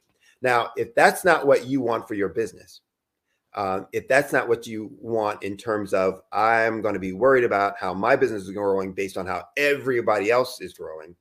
If that's not what you want for your business, if that's not what you want for your life, then you need to focus on these things. And I would probably venture to say that most of you out there said no, that you don't want to grow simply as the rest of the business environment grows, that you don't want to be worried about for your life, for your family, for your business, not growing because no one else is growing. And if you're not, and if you said no to that, and you want to be focused on growing your business independently, then again, these 5 categories are going to help you make that happen. But there's some concepts behind those 5 categories and the use of those, implementation of those, that are going to be kind of central to what we're going to talk about. One is the Pareto rule. One is a concept called experimental design, and one is a concept called continuous improvement. Some of these you may have heard of before. I'm just going to give you, kind of brief workable definitions, and we're going to jump into, the strategies. Pareto rule, we often know about it by these, the 80-20 rule. Pareto was actually an individual. He was an accountant, economist in Italy back in the late 1800s. And he was responsible for collecting tax revenue or collecting taxes from, this one region. What he observed was 80% of the taxes that he collected came from 20% of the population. And he wondered if that was true, kind of across the board. And so he started looking at other situations, other categories of activities. And what he found was It was actually true in all categories, that typically 80% of outcomes were a result of 20% of activities. And so, today we look at that again and we call it the 80-20 rule, that 80% of our effect or impact or outcomes come from 20% of our efforts. I often talk about that as the trivial many versus the vital few, that the vital few are those 20% of the things that drive the results that we want. The trivial many are those other 80% of the things that we do. And so this applies to our business as well, that 80-20 rule that says, look, we spend only 20% of our time on the things that drive 80% of our revenue and profits. I will say that again. We spend 20% of our time on things that drive 80% of our revenue and profits, which the converse then must be true, that we spend 80% of our time that brings only 20% of our revenue or profits. So we're spending the majority of our time on things that provide little impact to us.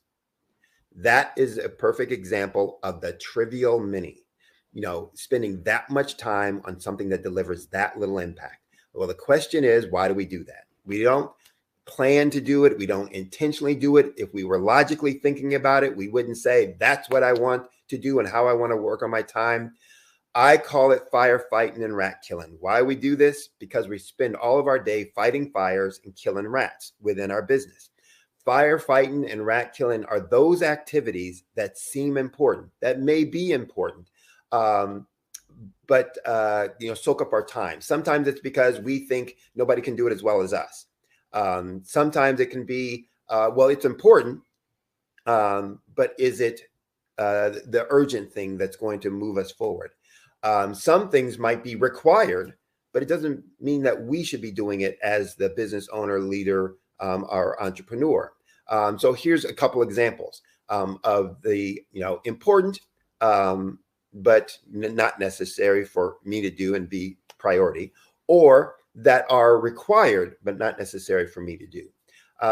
So there may be an issue going on in the business, or you may find or hear or read about an opportunity, something that is useful, and decide, oh yes, we're going to spend our time on that. It catches our eye. It's a glimmering, shining object that catches our attention, and so we want to immediately put it into place because we want to be proactive and get a jump start on things and not procrastinate. Well, that may be an important thing to do, just not now. It's not growing your revenue, or somebody else can have responsibility for it.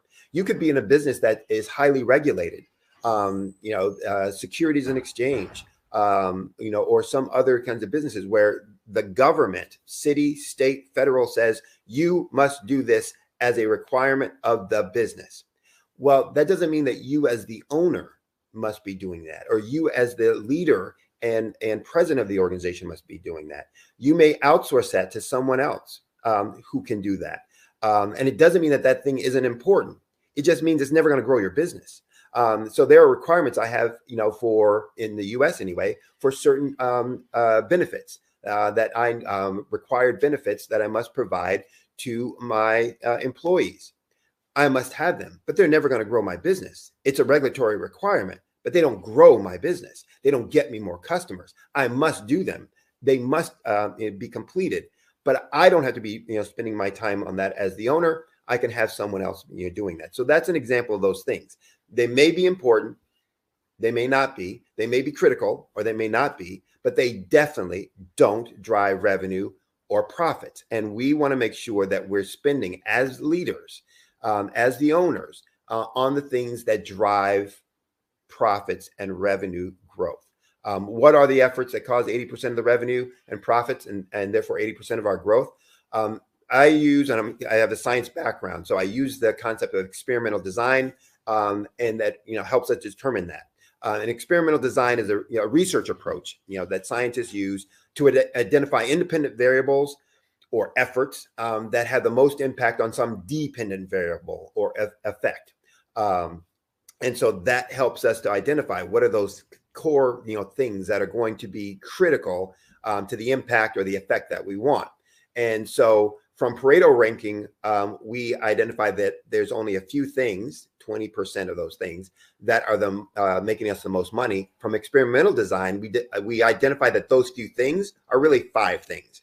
And they are this: more leads, higher conversion of those leads, more transactions once we turn a lead into a customer, having that customer do more transactions with us, being able to generate or charge higher prices, and then cutting costs so that more of that revenue goes to profits. Those are the 5 categories of activities that drive all growth in all businesses: more leads, higher conversions of those leads, more transactions with each of those customers, charging higher prices, and then reducing costs so that more of those revenues go to profits. So for more leads, how do we do that? And here's where I'm going to start giving just very basic, simple strategies and just a few, in each of the categories as far as I can get within the time remaining. More leads means this: leads are the lifeblood of a business. You can't have sales if you don't first have a lead. And the key to leads is really better marketing. What does that mean? Most of the marketing that we focus on or that we've been told about is wrong and therefore ineffective. And there are lots of marketing consultants out there, et cetera. This is not to disparage. This is really to make sure that you understand what it is you want and you're going to need when you're talking to someone who's going to help you or assist you in marketing your business, or when you're going to start putting activities yourself in marketing your business. So the keys to more leads: good marketing. Good marketing is fundamentally about these 3 things: targeting the right market, targeting that right market with the right message, and using the right or most effective media for that message. So again, effective or good marketing is right market, targeting the right market, with the right message, using the most effective media. What's the right message all about? Well, first and foremost, it's about having something good to say. Something good to say means, what can I say about me as a leader, my business as an organization, that no one else can say? What can I say about me and my business that I do well, that we do well, that no one else can say? And that is relevant, another key part to it, to my target market's problem or pain point. So part of understanding that is, often we talk about things that are features to our product or service that are relevant to us, that have no bearing or no concept on the customer or target market's problem or pain point. We often talk about things that are platitudes that everyone can say. So what can everyone say? Oh, we have the most the best trained people. We have, pick a number, 30 years of experience, 20 years of experience, 5 years of experience.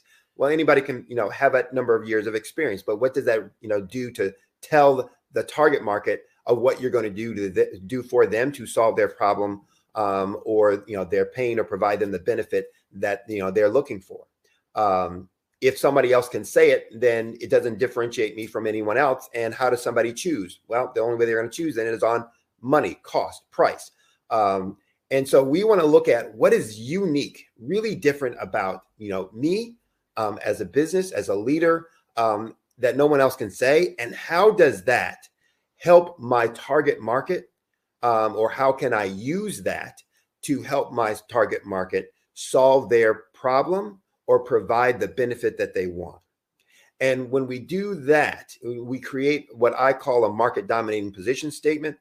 This has lots of different names. It's also called a unique selling point. Some in traditional marketing is called market differentiation, but it's not a platitude. It is something that's unique, that says, here is what I'm going to do to solve a specific problem, provide a specific benefit that is important to you as a business. That's having something good to say. Once we have something good to say, we're going to say it well. What does saying it well mean? It's having compelling marketing statements. And I use something, again, I talked about my engineering and science background, something I call using the conversion equation. And that's really a 4-step process to our marketing messaging. That means first and foremost, we have to interrupt our prospect, our target market, from the conversation they're having in their head. So we talked before about they're thinking about one of two things: this problem that I have that I don't want, or this benefit that I want that I don't have. And that conversation keeps going in their head constantly.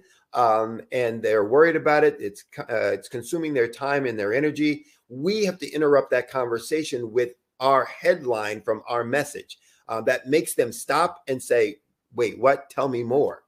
Then we need to engage them with a promise that of some desired outcome, how we're going to get rid of that problem, how we're going to provide that benefit.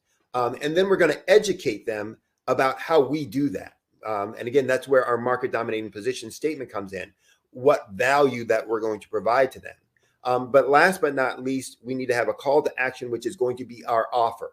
That needs to be compelling. I often call that my Godfather offer. I'm going to make you an offer that you can't refuse, not because I'm going to punish you or do harm to you if you don't, if you do refuse it, if you don't accept it, but because you're going to look at it and say, I would be a fool not to accept that. And so you need to think about the offers that you have and what really are those, and are they compelling enough that's going to make someone have a call to action. So if we have something good to say and then we say it well, then the only thing we need to do from that point on, say it often. Repeat it, repeat it, repeat it. Get it in front of those target market, your prospective clients, as often, as frequently as you can, so that it becomes kind of front of mind, front of concept for them. So effective marketing requires that right target, right message, right medium. And in this, I need to be very clear about not one of these, but all three of these. So typically, one of the issues with growing a business has been no integration of these things, that you will get coaches or consultants that are great at one or who deal with one of them. You will have social media marketers or digital folks who will help you with the medium, where to place it, Google ads or Facebook ads, etc. Or digital marketers who will help you, create, email marketing campaigns. You'll have advertisers or PR firms that will help you focus on the message. But there's very few folks that really will focus on, one, who is your right target, and the two, how do we integrate all of these three so that they're working together collaboratively. If you don't have an approach that's going to have all three of those in place, a right target, the right message, and the right medium, then you're going to have less than optimum success. You'll feel like you're stuck. You'll feel like everything that you're trying isn't working. And so it's going to be critical that we focus and integrate all three. More conversions. So that's more leads. More conversions is about getting a prospect. Once I've given this message and gotten them interested, getting them to say yes and hand over cash. That's basically all a conversion is. And from that, it goes back to what I was talking about before about compelling offers. And we need to have compelling offers that we're going to give to all of our clients or prospects that make them want to say yes. Now, most of our marketing is about the now buyers. And so most of our offers are for now buyers, people who are getting ready to buy right now today. Well, the science and the numbers tell us that in any market, that's really about 1% of the total market. And I don't care what market that you're in. And the example I always love to use for this is about food. We will all eat today. Something, some more than others, some less than others, etc. But eating is something that we typically do on a daily basis, but we don't typically buy food on a daily basis. So I will eat today, but I won't buy any food today. I'm not going to go to a grocery store. I have no plans of going out, to eat at a restaurant, etc. So any marketing that's being done to get me to buy food is going to be wasted and not seen by me today because it is not relevant for me. So my subconscious will tune it out, not pay much attention to it, or pay half kind of hearted attention to it, but it won't be very effective. So most buyers are future buyers, maybe well down the future buyers or maybe near future buyers. But do we have any marketing that's going to those? So if most of our marketing is for now buyers, that's the, buy now and, get this, this benefit or this reduced price or et cetera. Then, we're missing out on the 99% of folks who are going to buy in the future. And for those, we need techniques like drip campaigns that an email marketing campaign will work on or work for you, or downsell offers.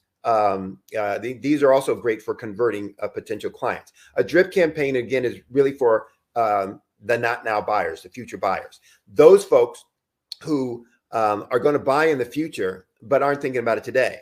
And so they are out either seeking possibilities, options, or who just may be, collecting information for the future. So for those folks, you want to talk about things that are important to them as a target market, problems that they're dealing with, and giving them information, education, so research, data, things that help provide you or present you as a subject matter expert, and make them feel confident that you are a trusted resource that they can go to for insight. So then when they get ready to buy, they think about you. Downsell is for those things, those folks who are now buyers, but where your initial offer doesn't fit the bill. And so we're going to look at something that's either lower quantity, lower quality, different format, lower pricing, that's going to bring them in, at a different point to use and experience your product or services. So either of those can help with conversion. Then there are things like more transactions. How do I get existing clients to do more business with us? In banking, we used to call it their share wallet. In food or grocery stores, they often talk a bigger share of the cupboard or the shelf. It's how do you get existing clients to do more transactions? There are strategies that you can use for that about implementing processes for upselling or cross-selling to your existing clients, or doing joint ventures with a partner where they are sending you business from their existing clients, and you are providing some upgraded product or service for your existing client base from one of your partners to show a value add. These are things that help increase those transactions. Higher pricing. Most folks are always either afraid to charge what their product is really worth, and so they keep pricing low, or they're afraid to increase pricing based on I'm going to lose customers or clients, and so they often then just want to discount. Discounting is the worst strategy you can ever use for pricing, and never drives long-term growth in sales. It is the one pricing strategy that I tell my clients never to use. And I can go into more of that conversation why, if you reach out to me and talk to me, but it is an ineffective strategy, price strategy for growth. And so what we want to do is look at ways that we increase value to or benefit to our target market. So remember that problem that they have that they want to get rid of, or that benefit that they want that they don't have. We want to make sure that we are providing solutions to those things, and therefore they will find us of value, and will be willing to pay a higher price for the product and service that we have, because we are providing a value that no one else is doing.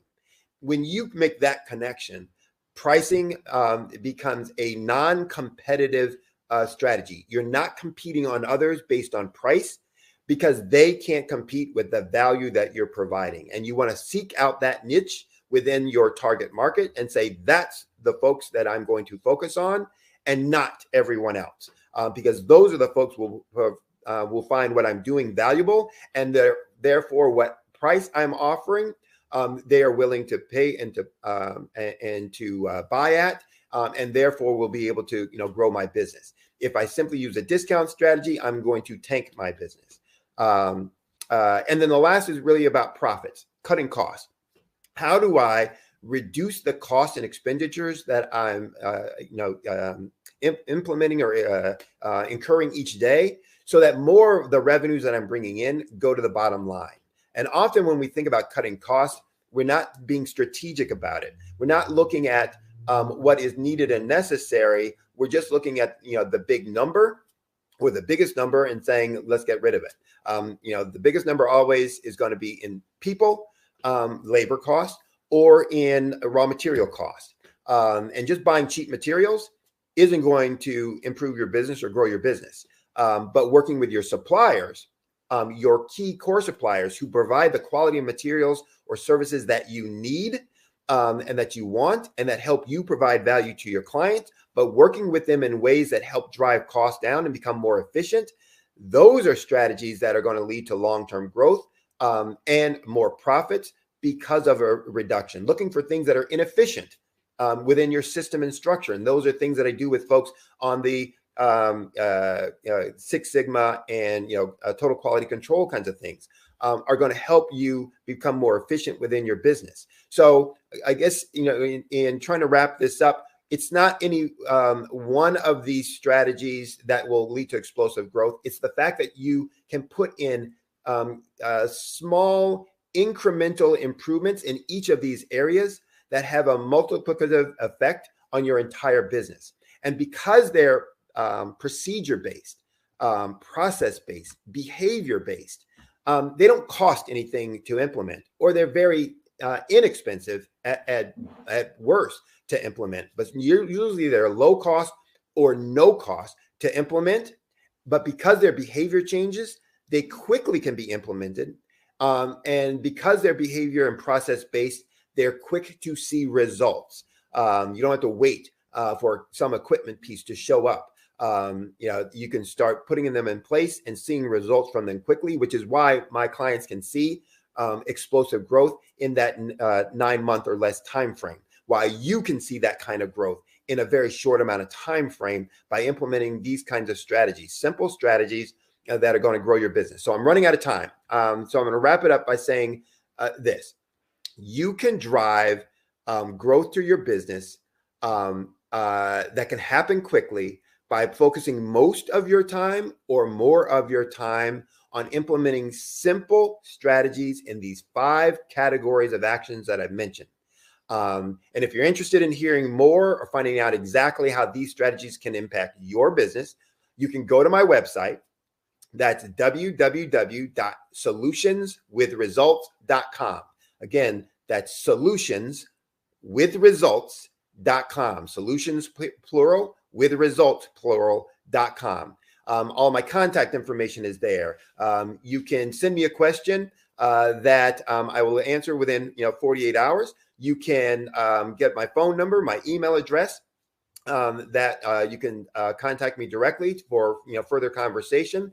I also will do a free assessment, initial assessment that will show you in these 5 categories the growth that you can have for your specific business, or where you can find out more information about these things. So I look forward to hearing from you, to hearing the things that you're working on, or providing you more information that will help you, grow your business, move your business forward, and help you have the success that you want, whether you are a startup or whether you are kind of plateaued and looking for, ways to grow, from where you're at today. So again, I thank you for your time. I look forward to you being able to double your profits in less than a year's time. And here's to your success, going forward in the future. Sydney, thank you so much. You're amazing. Your information is invaluable. And my one question for you was, how can we connect with you to learn more? And solutionswithresult.com. I hope we all got it down, wrote it down, and visit your website because you're amazing. Thank you so much. Thank you. Appreciate that. Thank you. Genius is common, and I'll see you on the other side. I know. Bye-bye.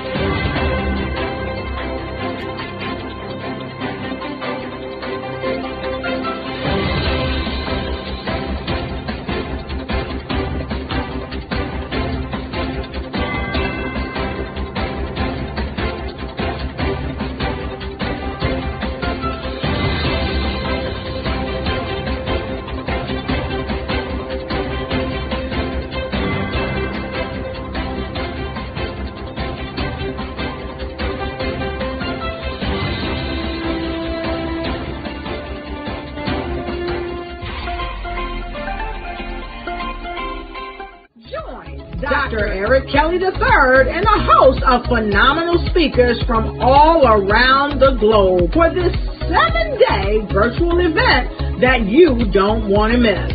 The mission of the Black Business Expo is to raise scholarship money from kids all the way from high school, all the way from college. The Black Business Olympics is one of the largest Black business showcases in the world. It is an opportunity for businesses and companies to showcase their businesses globally. We are going to be giving away laptops up to $5,000 away to students.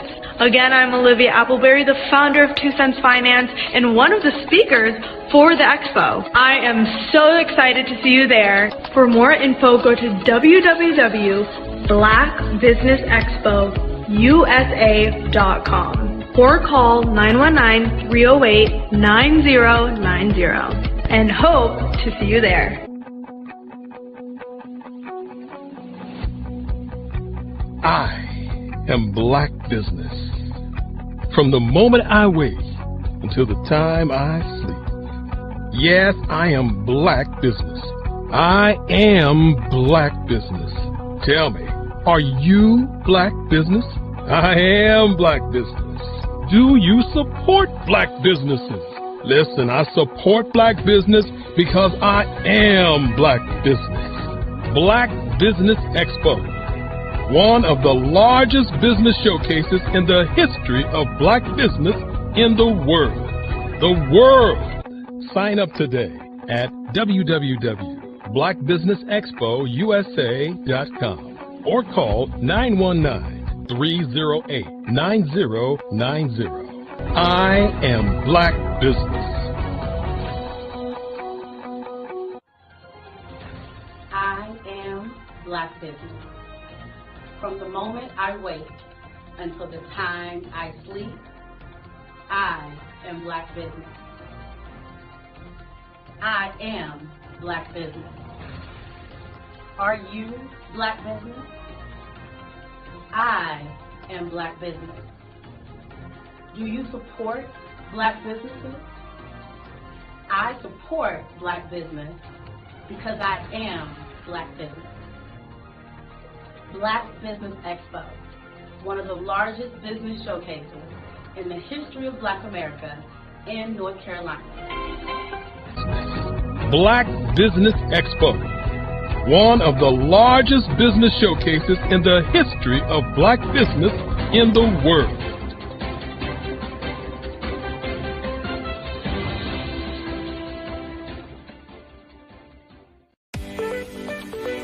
You are in the right place at the right time. The Black Business Network opens again for its Black Business Olympics, a 24/7 broadcast on business, strategies, global branding, social media marketing, finance, advertisement, and much, much more. Featuring the top, most powerful entrepreneurs and speakers and thought leaders from all around the world as they gather together for this phenomenal event. Join the Black Business Network streaming live into the metaverse, STEM City, USA, Black Multiverse, Pod TV, Roku, Hulu, iHeartRadio, Apple TV, YouTube, TikTok, Instagram, Google Podcasts, Facebook, LinkedIn, IBM TV, Spotify, and Twitch. Tune in today and be a part of this amazing movement. The Black Business Olympics welcomes you.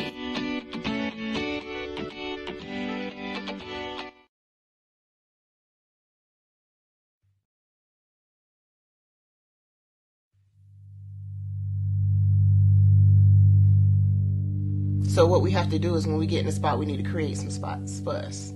That's the main thing. We need to be able to be in a position where we're able to create those spots for us. For me, being an entrepreneur, I'm not just going to get a business and then leave you sitting high and dry. If you ask me some questions about entrepreneurship, I'm going to give you as much as I received. I've seen people who made it, and then when you ask them, it's like, okay, now you have to pay me for the information, the same information I got for free. we probably in totally different cities. There's no way that we're going to bump heads or anything. We're not competing. Bring me up with you. And so I just think that whatever education that I have, then I need to be able to give that to my own as well. So create the spots. You can create the spots when you get there.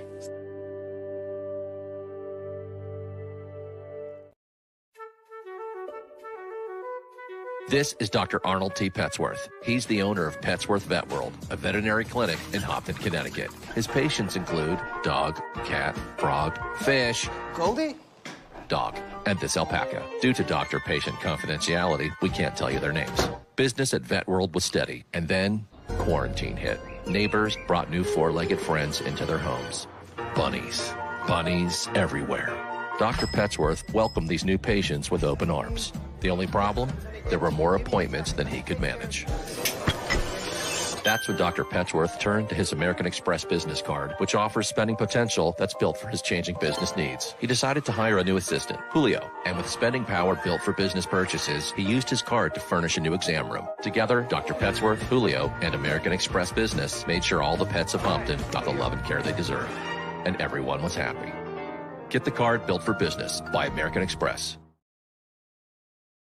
Follow the Brand TV broadcast host, Grant McGaugh, as he visits with top executives and entrepreneurs to find out their secrets of success with their personal brand. Follow the Brand TV broadcast host as he focuses on brand development to build better relationships, bring value to your business, relationships, and career. You will enjoy listening to each episode that is tailored to speak to you directly. If you're looking for this type of clarity in terms of building your brand, you have tuned into the right station.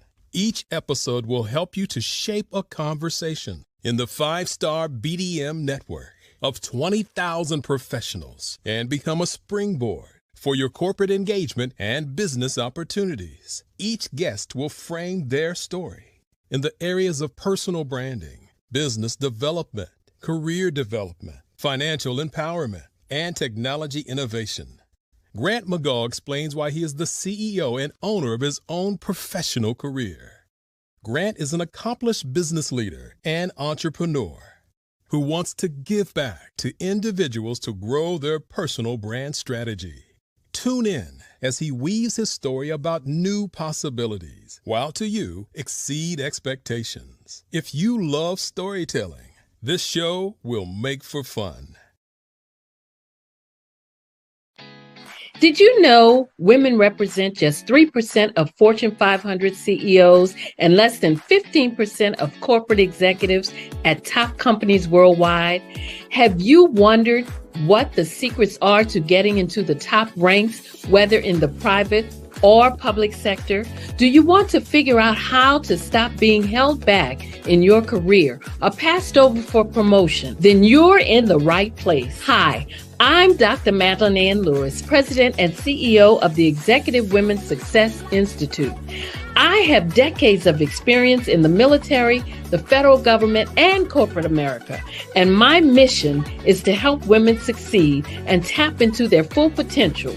I want to reach 1 million+ women around the world to become the leaders they are meant to be.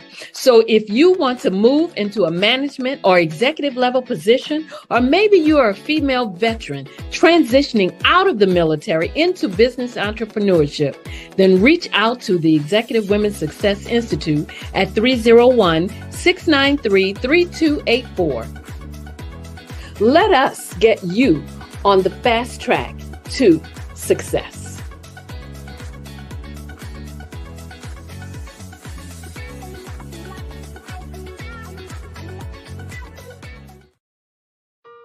Hello, this is Israel, and I am CEO of Daydreams Interactive and author of Princess Planet. So, genius is common, and as a kid, I loved to daydream. Even as an adult, I love to daydream. And when my daughter became 6 and loved princess characters, but we just could not find the diversity that showed her, we created our own characters. So, for instance, you have Princess Nulu right here. Princess Nulu is from Uganda, and her genius is that she loves to take care of animals. She can actually even listen and hear what they say. And then we have Princess Isabella right here. Princess Isabella, she's from Cuba, and her genius is biochemistry. One day she hopes to eliminate disease. Then we have Princess Nia right here. And Princess Nia is based off of my daughter. And she wants to be the greatest dancer alive. So that's her genius. So what's your genius? My genius is my imagination. Genius is common.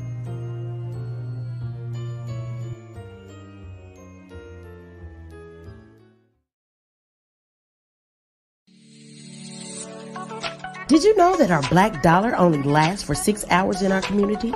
Yet other communities, their dollars last for 19 to 30 days. The Black Wall Street Nation. Black Wall Street Nation. Yes, that's why we created the Black Wall Street Nation. Black Wall Street Nation is a centralized directory available to all black businesses across the world. It was created for businesses like you, the ones that want to start and the ones who have a dream that have already started, such as businesses like Drop in a Bucket Productions, Valito Foods, Sugar Tea Branding Firm, All the Dazzle, Bun Cakeaholic, Miss Riot, and you.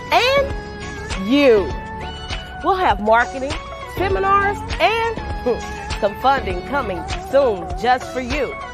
So, we want you to come and join us. www.blackwallstreetnation.com. See you there.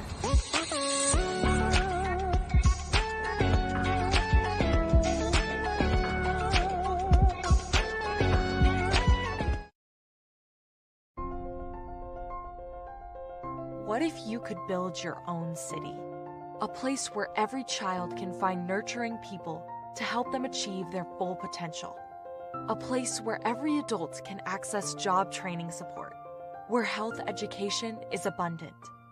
Where social justice ruled the land. A place without limitations. Welcome. You have arrived at STEM City, USA. It is what every city should be. A safe and trusted community where you find people and resources to help you become everything you are and beyond. STEM City is unlike anything you have ever experienced. It is a digital twin of the world around you, only better. STEM City is about energy and soul renewal. It is more than a digital world. You can almost feel the power of live cultural events, music, and theater. STEM City promises a better future for children with caring mentors and hands-on activities with dedicated tutors to support our youth. STEM City is your passport to a healthy lifestyle with weekly events addressing our community's many issues. STEM City is your financial well-being with helpful information on wealth management, career advancement, job training, and so much more. STEM City is the community you deserve. It is the city where your dreams can come true. STEM City USA, a place in the sky that is accessible to all who reach for the stars.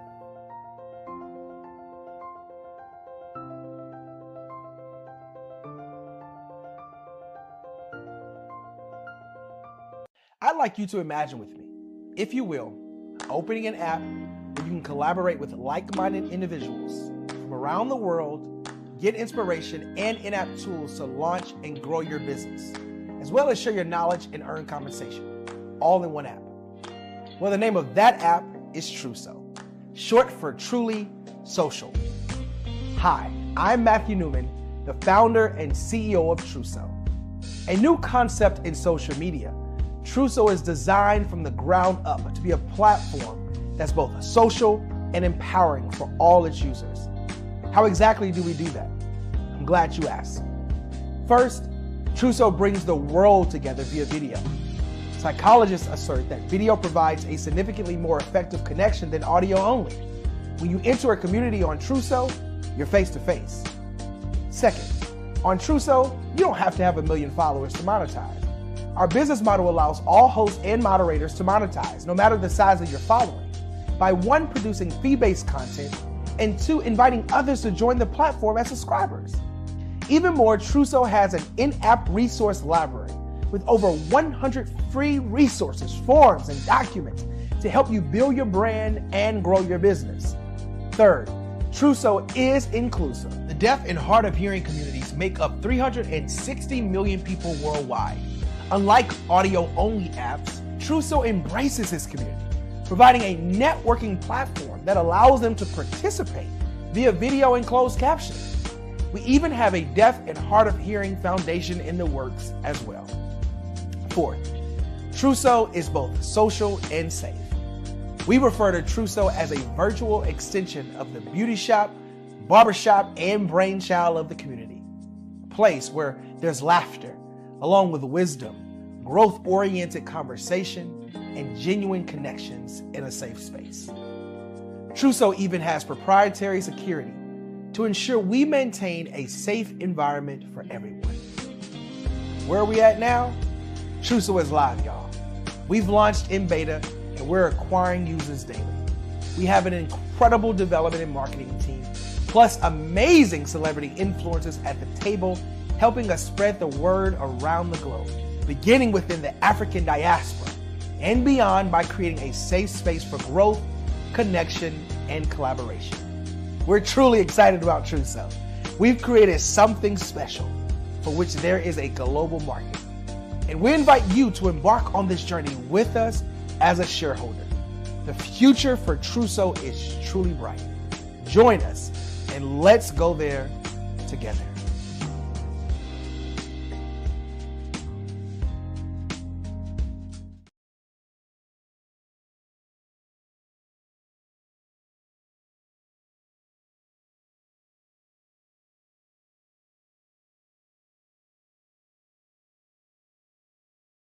I'm Kenny Harris. My genius is being an entrepreneur. I'm the CEO of K-Lock, a company where I develop my very own line of kids supplements. I currently market my multivitamin for kids to help combat weak immunity. During the pandemic, research has shown that having a strong immune system is key to fighting off disease. My vitamins are for kids, but adults can benefit from them as well. I'm adding a proprietary blend to my supplement line. I want to create my own blend so that I have a competitive edge in the marketplace. Staying healthy is important to me so that we live longer and have healthier lives. My website is klockproducts.com. That is K-L-O-C-K. Genius is common.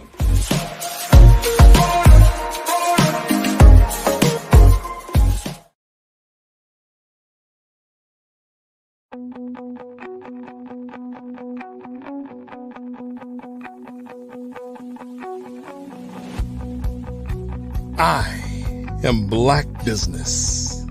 From the moment I wake until the time I sleep. Yes, I am Black business. I am Black business.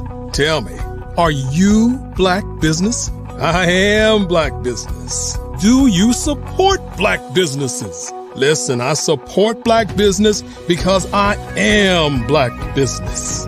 Black Business Expo. One of the largest business showcases in the history of Black business in the world. The world! Sign up today at www.blackbusinessexpousa.com or call 919-308-9090. I am Black business.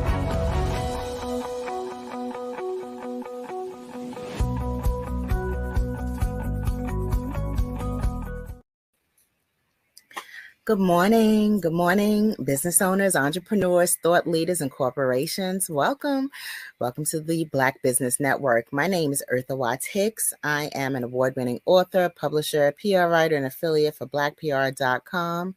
And I am your business moderator this morning on the Black Business Network. The Black Business Network is a 24-hour business network showcasing Black businesses, business owners, entrepreneurs, and thought leaders worldwide. We have speakers from North Carolina, London, Singapore, Africa, Japan, and cities all over the United States. The Black Business Network is a global community sharing its business knowledge to empower, inspire, and educate businesses about business. Our next speaker is Dr. Barbara Wright.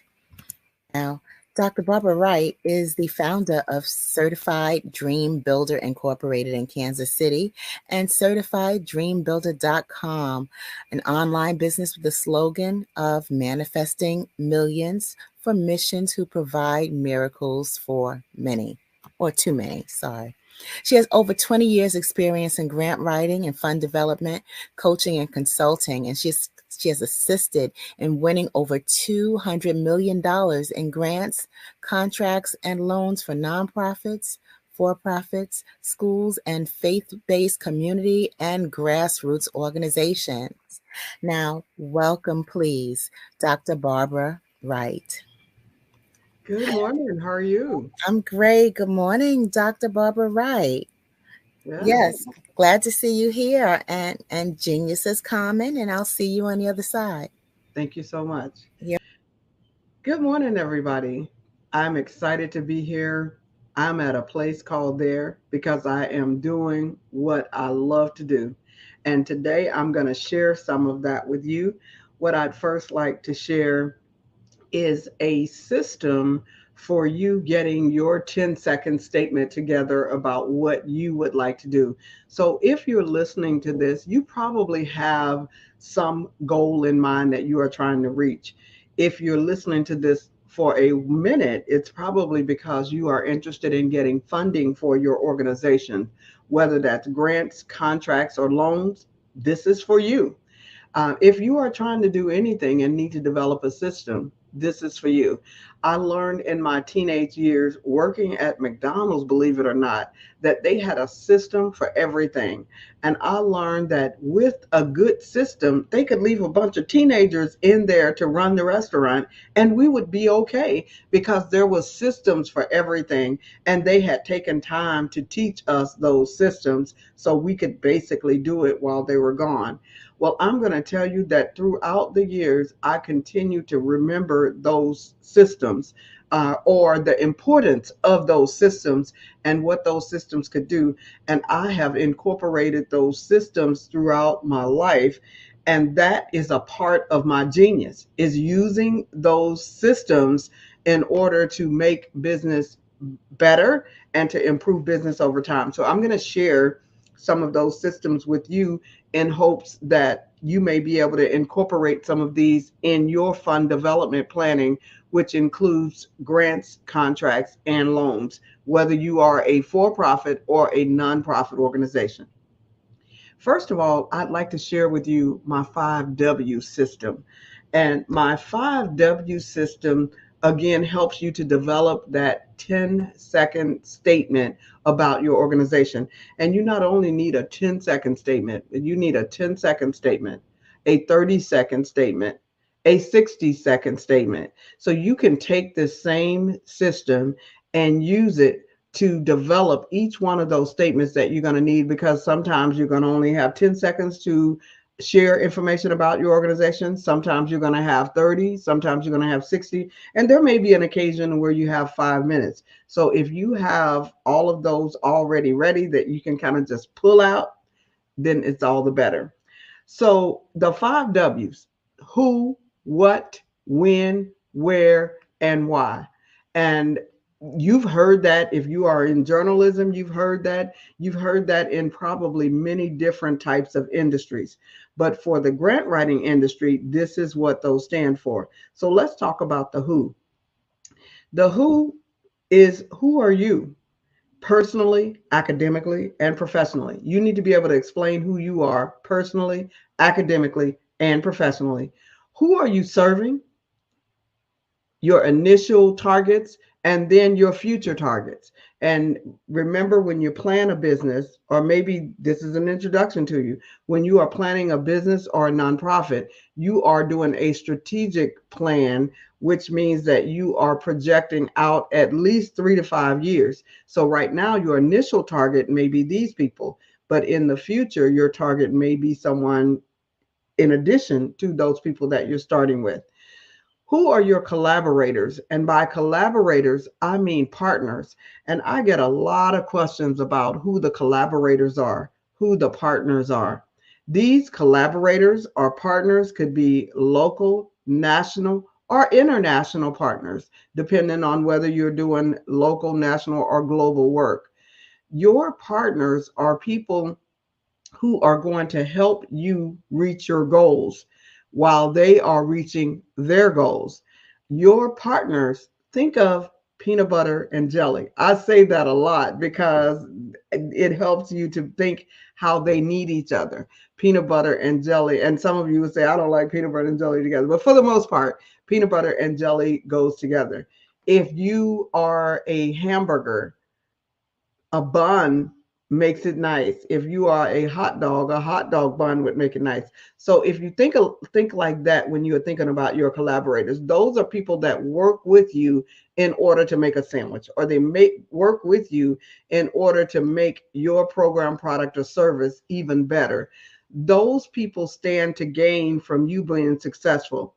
If you were a toilet stool, then your partner might be the manufacturer, or if you're manufacturing toilet stools, your partner may be the person who manufactures tissue, because those work together. Or if you manufacture the base and the back, the person who manufactures all of those tools that attach to the base and the back would be your partners.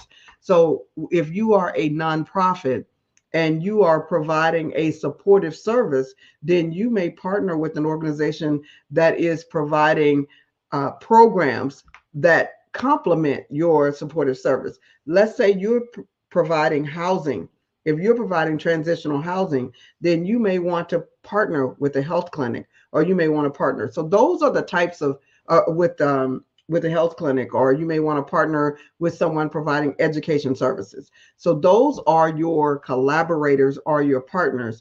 And when you are collaborating with them, you're not just having oral collaborations, because the funders want to see a bit more than an oral collaboration. They want to see memorandums of understanding, which is a not so much legally binding contract, but it is a document that says that you intend to work together and you're going to exchange something, whether you're going to exchange clients, whether you're going to exchange Band-Aids, whether you're going to exchange maybe that company is going to drive your residents somewhere, but you're going to exchange something. There's another agreement called, or another letter of support is the other thing. And that letter of support is just a pat on the back that says, we appreciate you, we like what you're doing, but there's not going to be any exchange. So your collaborators may provide you a memorandum of understanding, which if for short, you will hear it in the grant writing industry as a MOU, as an MOU. So MOU is just a memorandum of understanding, which says that you're going to exchange something in the process. And the letter of support says, we support you. We're not going to give you anything, but we do support the work that you're doing. You need some of both of those. And then the who also says, who are your competitors locally, nationally, and internationally? And I know some of you are saying, well, I'm a nonprofit. Even though you are a nonprofit, there are people out there who are doing the same things that you are doing. So what is it that you are doing that your competitors or that other people are out there doing? Are they in your neighborhood? You don't want to reinvent the wheel. If you are just starting your program, you want to fill the gaps in your community. You don't necessarily want to go and try to create some program that's going to put this one, and this one out of business. You'd want to fill the gaps of areas that are not being delivered or not being serviced, or the underserved or the not served people. That's what you want to look at. So that's the who. When we move into the what program, product, or service are you providing? And I don't think I prefaced this with who I am. So I'll tell you about my program. My program is CertifiedDreamBuilder.com. You can find me 24/7 at CertifiedDreamBuilder.com.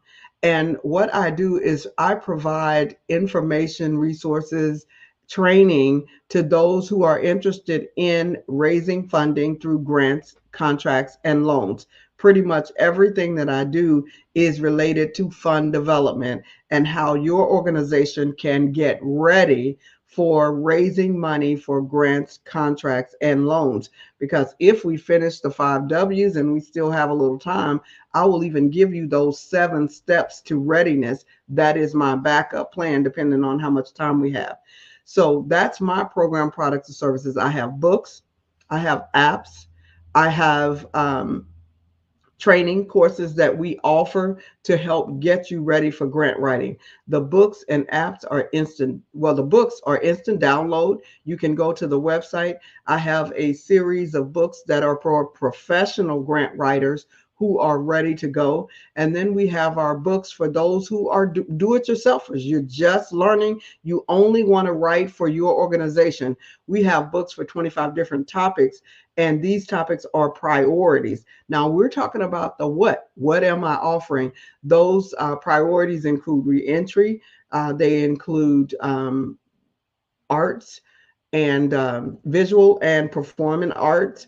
There's a book for transitional housing. There's 25 different topics on there. We also have another set of notebooks that provides additional information, a logic model, and 50 federal grants that would support your organization for $500,000 or more, and they're giving out at least 40 to 100 grants for each one of those 25 topics.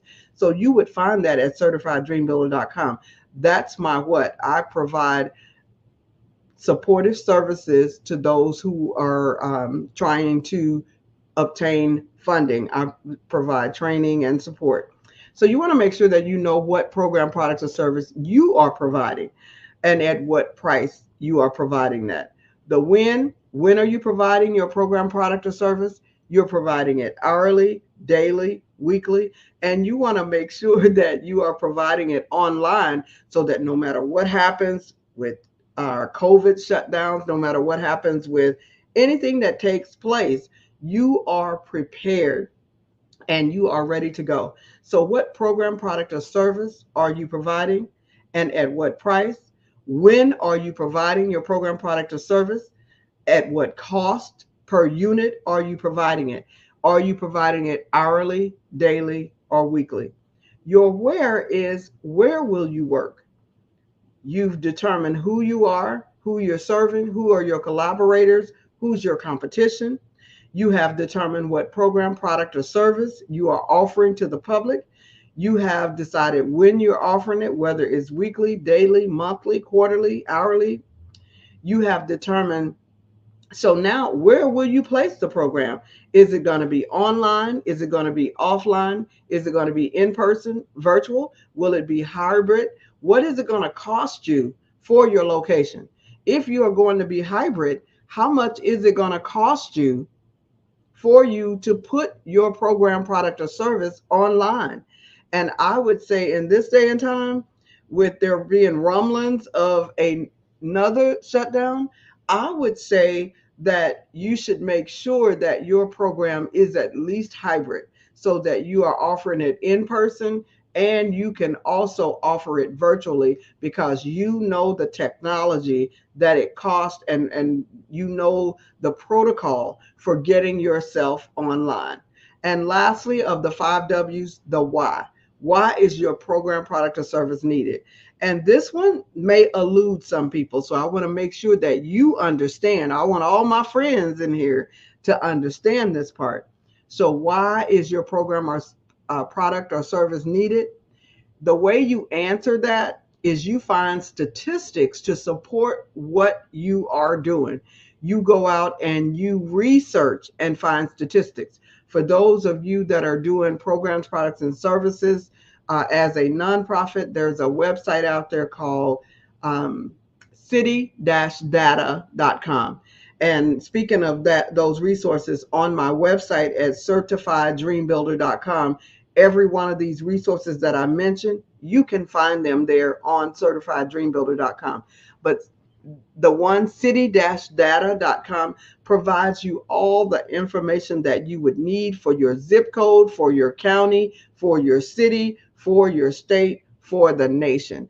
And this information is aligned to the census, so you are able to get some up-to-date information. Make sure that you check out City-Data to help you in getting those statistics that you need to support your organization. So that is your why. You need to be able to, when you are talking about your program, product, or service, you need to be telling people about the statistics that supports whatever it is that you're saying. Because if you're saying it without stats, you're just talking. But if you're saying it with the stats to support what you're saying, then you are using more empirical data, and people are more likely to listen. They can't hardly argue with the stats. They can argue with you, but it's very hard for them to argue with proven empirical data and stats. So make sure that you know the stats. So those are the 5 W's: the who, the what, the when, the where, and the why of developing a 10-second elevator speech that will explain what you do. Mine is I help manifest millions for missions who are providing miracles to many. So make sure that you come up with something. Now, I like to use the M's because I can remember those. Yours don't have to rhyme. It doesn't have to be anything like that, but you want to be able to say what you do, and you want to be able to say it just if you're riding up on the elevator with someone, and they ask you, what are you doing? You want to have some short statement that tells them everything that you're doing. I manifest millions for missions who are providing miracles to many. Come up with yours. All right, so that's our 5 W's. And so we're going to move into the 7 steps for readiness, or the 7 steps of readiness. How do you get your nonprofit ready to walk through the funding door? You need those 5 W's, because if you don't know your 5 W's that I just explained, nobody knows. People may not want to work with you because you're not sure, or people may want to come work with you to take what you're doing and make it better and go run off with it. So you need to know, and then that way you can also explain to other people how to come help you. And that's when we get to our 7 steps of readiness, because you're ready to have people help you because you know exactly what you're doing. You know what your goals are. You know how you want to end up. So now you can invite people to help you. So the first part of this starts where the 5 W's leave off, at getting the why. So the first part of your 7 steps is your initial planning. And in your initial planning, you have your feasibility study. And in that feasibility study, we want to know what a SWOT analysis is. And we want to know what a PESTLE analysis is. And in every one of my 25 books, it explains to you what the SWOT and PESTLE analysis is for that particular organization. So if you are daycare or adult daycare, child adult daycare or adult daycare, it will give you a SWOT and PESTLE analysis that may work for those. If you are doing human trafficking prevention, it may give you that. Domestic violence, it will give you a SWOT and PESTLE analysis for that. So make sure that you understand what a SWOT and PESTLE analysis is for your organization. Most of you know what a SWOT is: strengths, weaknesses, opportunities, and threats. And the PESTLE analysis, to me, is one of the most important things that you can do for your organization to ensure that you're going to be able to be around a while. That is to learn the political concerns, the economic concerns, the social concerns, the technological concerns, the environmental concerns, and the legal concerns that relate to your industry. If you don't learn those, it is very difficult for you to find success. So make sure, and then you don't want to be swimming upstream or going up the steps. If you learn those, then it's more like walking downstairs instead of walking up to where it's putting pressure on. Learn what that pestle analysis is. Learn the SWOT analysis. You may say, I don't have any threats. I don't have any weaknesses. I'm the only one. You want to ensure that you are telling the truth on that. So what is your SWOT and pestle analysis? And even if you are the first one that's doing this and you're the only one that's doing this, there are still weaknesses and there are still threats. So you want to know what your SWOT analysis is and your pestle analysis. And if you want to know more about those, get my book called Getting Ready for Grant Writing. Okay, so you also want to establish your databases, your forms, your finance, and your customer relationship management systems when you are in that initial feasibility study. You want to kind of set up your systems. Your regulatory requirements, that's number 2. Number 1, initial planning. Number 2 is regulatory requirements. So in setting up your regulatory requirements, you want to make sure that you have obtained the regulatory requirements and credentials for your organization, that you know what they are and that you are able to consistently keep those going. So many people get set up and then they end up losing their 501c3, or they end up losing their organization because they did not do their annual reports. And for those of you who have an LLC, it is extremely important for you to keep up with legislation, because during COVID, some legislations were passed for the LLC that says if you don't fill out a certain document by 2024, January 1, you could pay $500 in fines. For those that started prior to 2023, I think you have until 2025, but don't wait until January of 2025 to find this out. You need to be finding this out now. What is Dr. Wright talking about? There is a new legislation out there for LLCs and a new document that you will have to fill out at the beginning of each year. I think it's called the Corporate Transparency Act. I think it's called the Corporate or Company Transparency Act.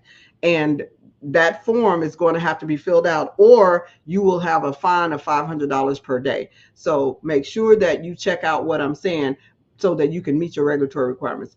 And you want to establish the state incorporation. You want to establish your 501c3 if you are a nonprofit organization.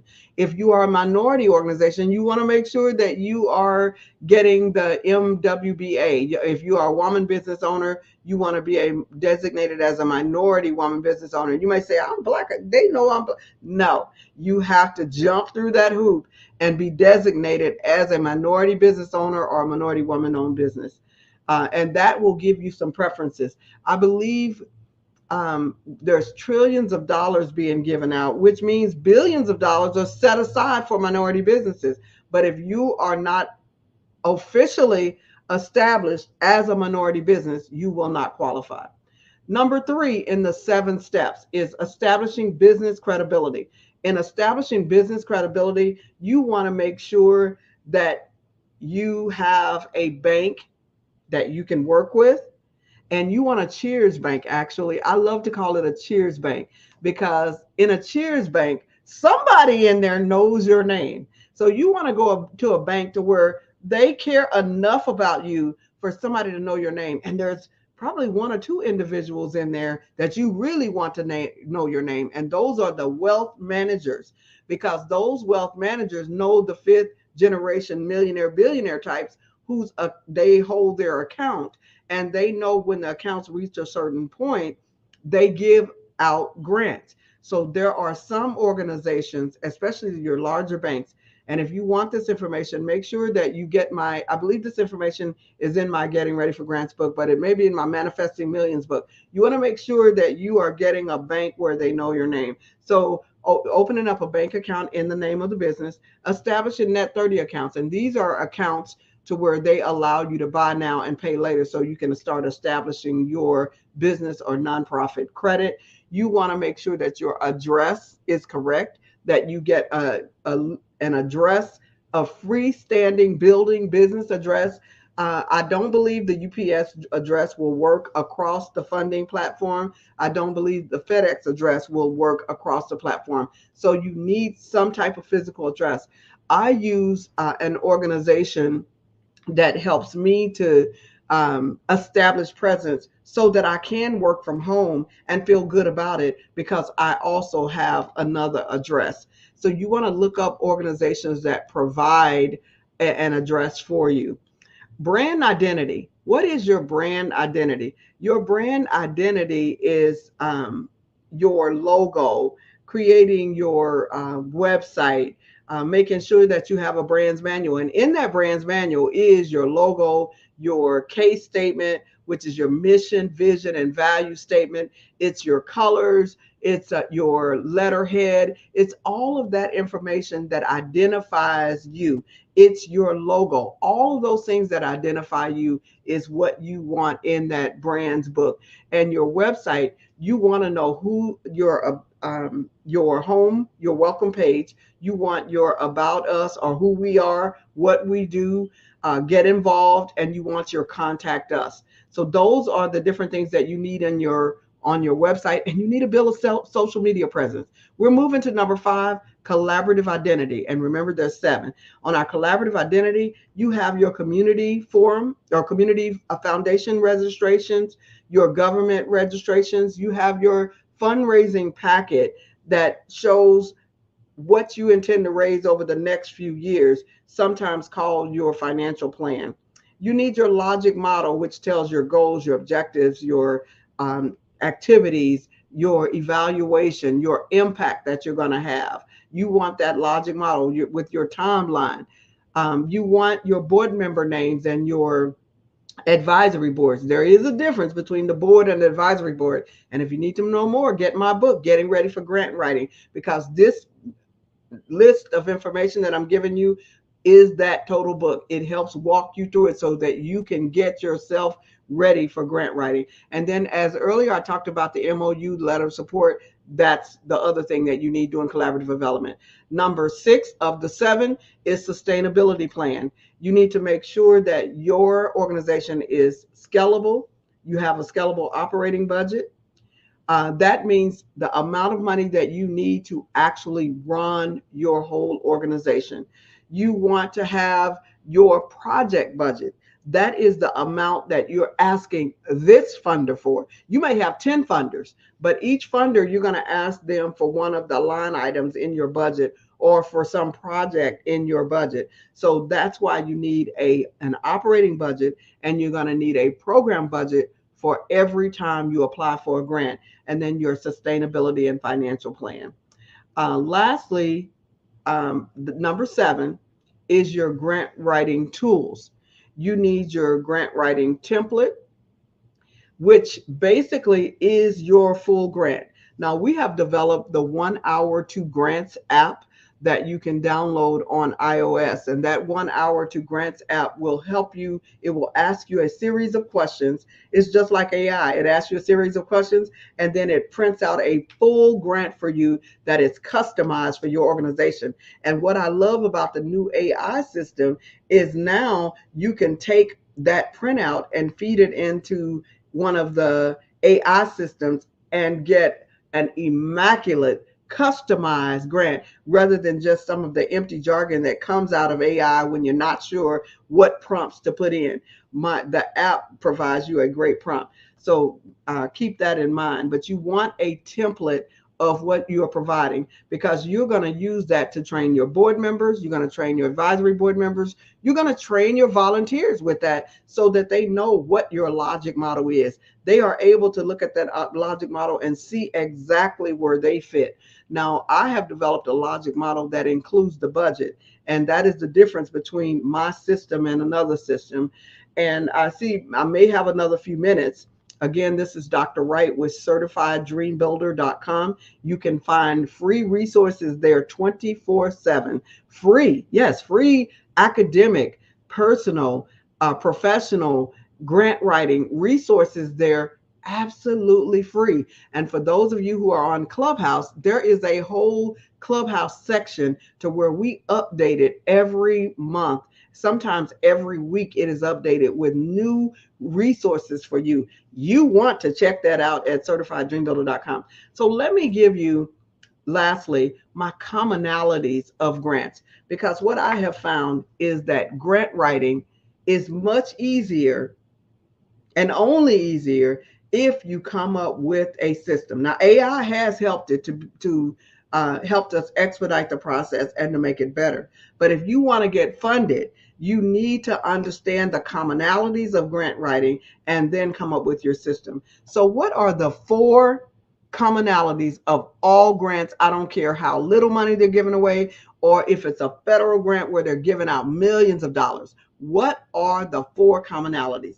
Number 1, the executive summary, sometimes called the letter of inquiry, because they will ask for a letter of inquiry instead of the grant, and then they'll decide whether they want to invite you to apply.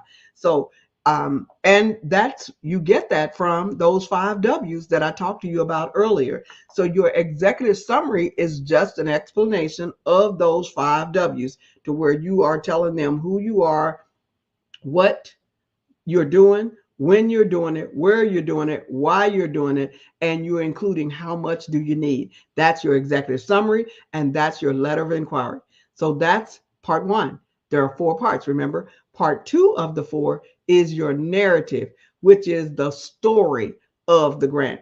And you know what? It's saying the same thing you said in the 5 W's: who, what, when, where, why. But now you are expanding it based on how much room. Some grants give you 2 pages, some grants give you 15 pages, some grants give you 25 pages. But you need to stick within the amount of pages that they give you to tell your story. And your story needs to be one that touches hearts. So under that story, you've got your needs assessment, you've got your program goals and objectives, your logic model, and you've got your evaluation that is in that story. How you're going to disseminate information, how you're going to sustain the program, how you're going to evaluate the program. All of that is under that narrative section, a description of what you are doing, your history. All of that is in that narrative section. Not necessarily in that order, but that is where you find all that information. Number 3 of the 4. So I gave you 1. Number 1 is executive summary. Section 1 is executive summary of any grant. Section 2 is the narrative. And the executive summary is the 5 W's. So section 2 is the narrative that expounds or expands the 5 W's. Section 3 is your budget and budgeted narrative section that explains the cost, what it costs to actually do your program. And you're given a line item budget, and you're also given a narrative statement, a brief statement about what each one of those lines mean. Most grants, almost all grants, will give you this. And lastly, number 4 is your supporting documents. That's the proof of what you said. And I see that she is back. How are you? Yes, I am. Thank you. Thank you so much, Dr. Barbara Wright. Today is just one of those mornings where I'm taking plenty of notes myself. I've already gone to certifieddreambuilder.com. Right. Your website is full of information and your insights as well, just phenomenal. So thank you so much for sharing with us this morning. Jean, how can we connect with you on social media? You can connect with me at certifieddreambuilder.com. I'm also on LinkedIn. I am on Facebook, Instagram, TikTok, all of them. So Dr. Barbara Babby Wright. Thank you so much, Dr. Barbara Babby Wright. Genius is common, and I will see you on the other side. Thank you. Thank you. Wow, that was amazing. Whew. Okay, well, the Black Business Expo's mission is to raise funds for our high school seniors going to college or K through 12 entrepreneurs. The mission is to fund, it's a fundraiser for students who may go to www.blackbusinessexpo.com to donate to the scholarship fund, or you can use the Cash app that's on the screen below and use $BBXUSA. Our goal is to give laptops and up to $5,000 to 10 students. Students can register online at www.blackbusinessexpousa.com. Every dollar counts. So we want to remind you to donate to the scholarship fund. And we want to thank our Black Business Expo USA sponsors for August of 2023.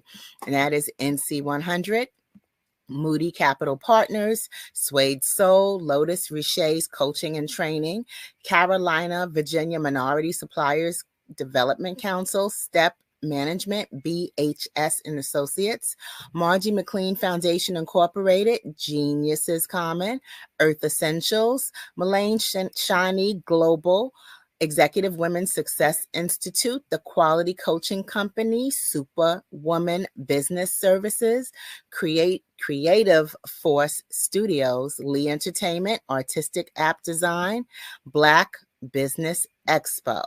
Geniuses Common, and I will see you on the other side. Attention all entrepreneurs and companies. Are you looking for reliable and efficient virtual assistants and back office support to help you manage your business tasks? Look no further than Superwoman Business Services. Our team of virtual assistants provides a full range of administrative support services, including operations management, social media marketing, and much more. We also offer website design services to help you create a professional online presence that reflects your unique brand. In addition to administrative support and website design, we offer business development and structuring services to help you grow your business and achieve your goals. We'll work closely with you to identify areas of improvement and develop a customized plan to help you reach your full potential. At Superwoman Business Services, we understand that running a business can be overwhelming and time-consuming. That's why we're here to help you fly high and achieve success. Our virtual assistants are highly skilled, experienced, and dedicated to providing you with the support you need to thrive. Come fly with us and take your business to new heights. Let us help you become the superhero entrepreneur you are meant to be.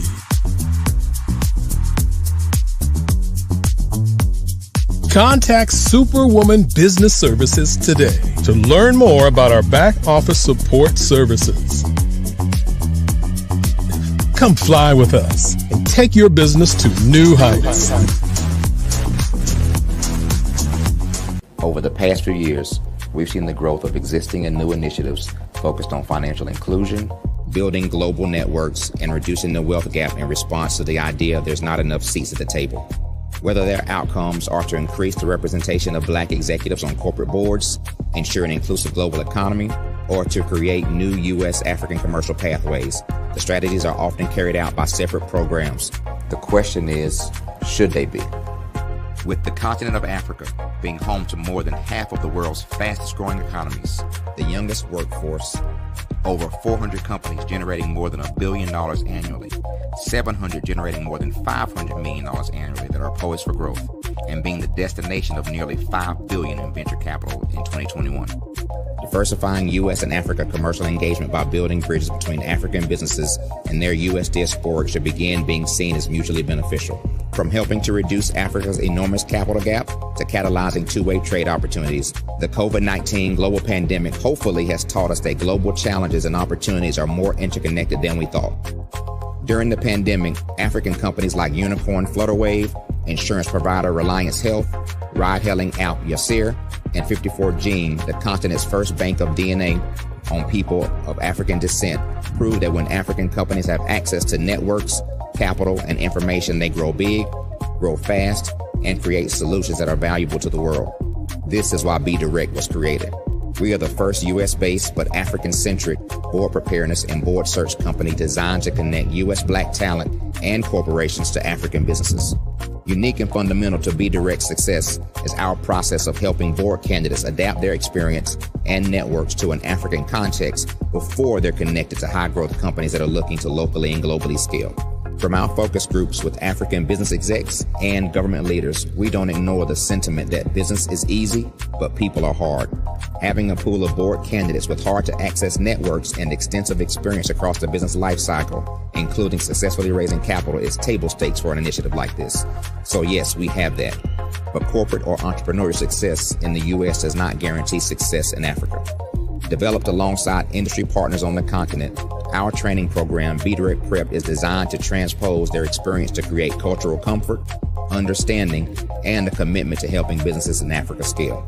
Our board governance sessions are African, continental, and country specific, integrated with cultural awareness and dexterity training. Masterclasses led by African industry execs and mentoring and coaching from African continental-based facilitators. But even more unique to Be Direct Prep, we cap off our training program with an immersion trip to help candidates that have not been to Africa before see and feel Africa's complexity and opportunity from African soil. We all know traditional network-based board placement has historically left a lot of us out of ever really being in the paid board pipeline. Our strategy supports the work of many great organizations that are successfully filling seats at U.S. board tables by creating more tables for those that are still left on the sideline. It's time to start seeing the role and value of U.S. Black talent and businesses on the continent of Africa differently. Old perceptions and habits limit economic inclusion. Let's transition Black talent and the African businesses they will support from the periphery of the global economy to its core. Living in a global lockdown, we all know now how fast local and global economies can change and see the value of having businesses that hire, strengthen local value chains, and even grow globally. Status quo in any form holds back progress. We must democratize U.S.-Africa commercial engagement by socially and economically connecting cultures that have long been disconnected. It's time for Africa's U.S. diaspora to redefine their global value by helping African businesses scale continentally and globally.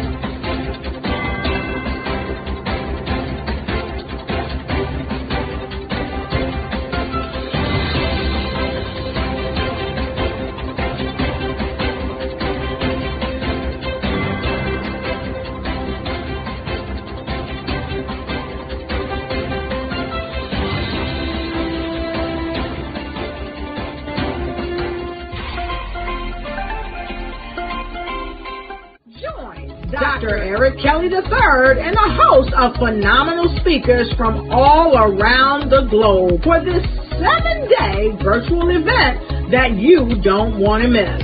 The mission of the Black Business Expo is to raise scholarship money from kids all the way from high school, all the way from college. The Black Business Olympics is one of the largest Black business showcases in the world. It is an opportunity for businesses and companies to showcase their businesses globally. We are going to be giving away laptops up to $5,000 away to students.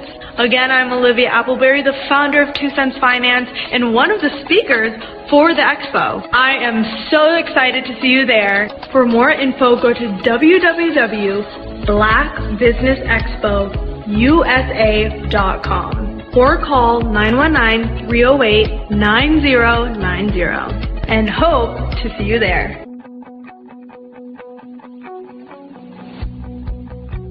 I am Black business. From the moment I wake until the time I sleep. Yes, I am Black business. I am Black business. Tell me, are you Black business? I am Black business.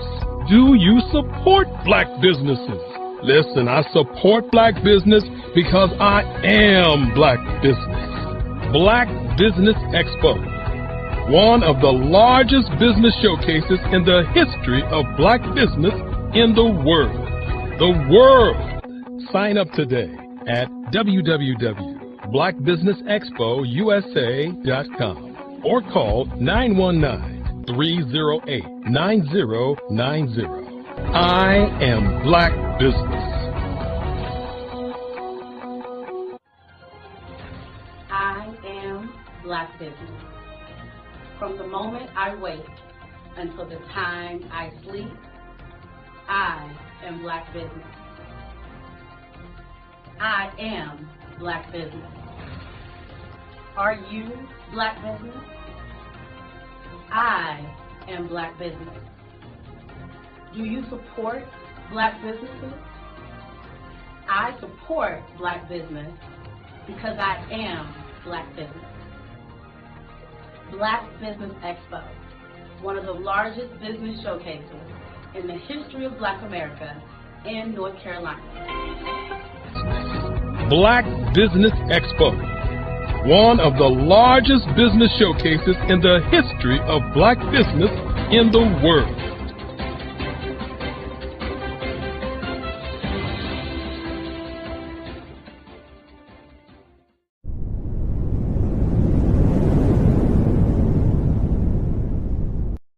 I am from Washington, D.C., but I was raised in Durham, North Carolina. I came to Durham when I was about 5 or 6, and then I traveled back and forth to D.C. because it's where my people are from. One of the unique things about my family is my mother, she's also an artist. She does quilting, and she does a lot of artistic things, and then my son, he draws with both hands, his right hand and his left hand like I do. So that's kind of a family trait. And then my other son, he's a videographer, and my daughter, she works, she's a regional vice president for Sunglass Lab. When you start out drawing and sketching, you want to continue to explore, you know, each avenue. I do pastels, I do pen and ink, I do painting, I do acrylics. I haven't done oils yet. But I try to do all facets of art. What I say to a lot of times to people is, you know, you can't put yourself in a box when you're an artist. You have to explore. And over the course of my life, I've tried to explore different mediums. I also do sculpture as well. I choose my subjects by the intensity that they have in their faces, or the intensity that somebody is moving, because I do more than portrait drawings. I also do I do abstract, and then I do figurative drawing also. Well, what happened in this particular show is that I started out trying to come up with something that would be a little bit different than what everybody else is doing. So I was working on a Barack Obama show, and they wanted me to do some paintings of Barack. And so what I did was, because of the deadlines, I kind of did it kind of fast. And then I realized when I was doing it fast, I enjoyed it. And so then I started doing other pieces the same way, and I started to enjoy those pieces also. And so I came up with this particular style. And it's a style of lines and colors. And what's interesting is that when I was in college, I did a show called Lines, Colors, and I talked about the boldness of the blacks, the hotness of the whites, and this is how this has come about, you know, later on in my life. And the colors comes from a lot of the entertainers that I work with, where they wear different colors. They don't wear, you know, your plain reds or your whites. They wear different colors, and so that's also another piece of what's giving me the colors. The subtitle of this show is Faces That Speak Life. That's real critical. Faces that speak life. Each one of these pieces is a life source and a life energy that's being put on display for people that are looking at it. You know, I always say in terms of my art, it's not important that I draw them. It's important what you get out of what I draw. You know, I don't try to just draw it because you like it. People wanted me to do prints. I didn't do prints. You know, people asked me to do different people, but the people that I choose are people that make a difference in the lives of people in the world. So the human landscape idea was, again, as I say, the lines represent your emotions, it represents your ideas, and it represents your journey as a human being. And that's why you get the different pieces and the different looks. And as you notice, I try not to do one look that looks alike another look. And that's what's the most important part of this show.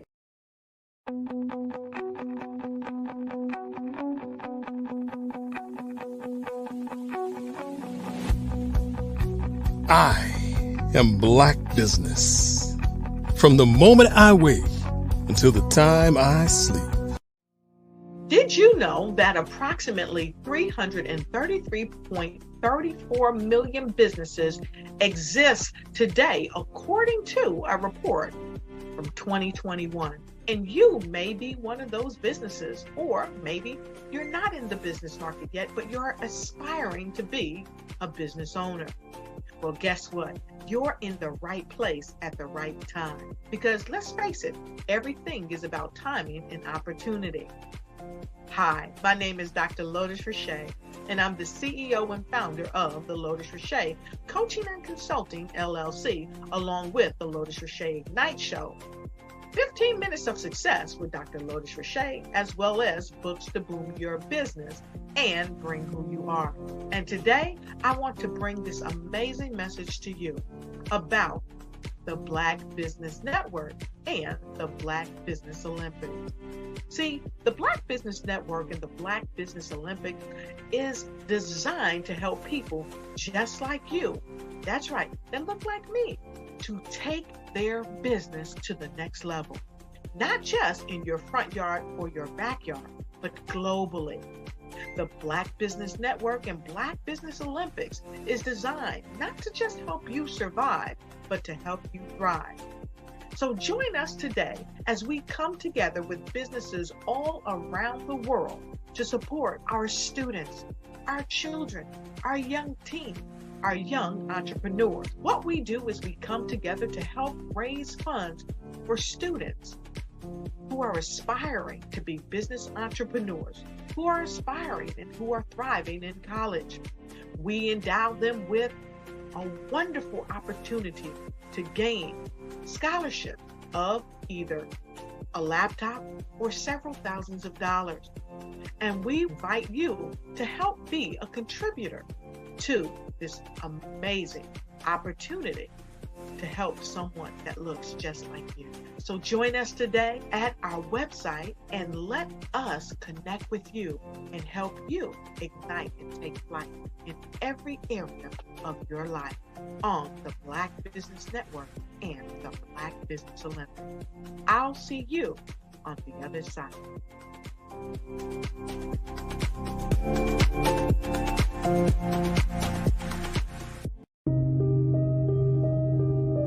The Black Business Expo is changing my life. This year, they are giving away laptops and even $5,000 in cash to students just like me.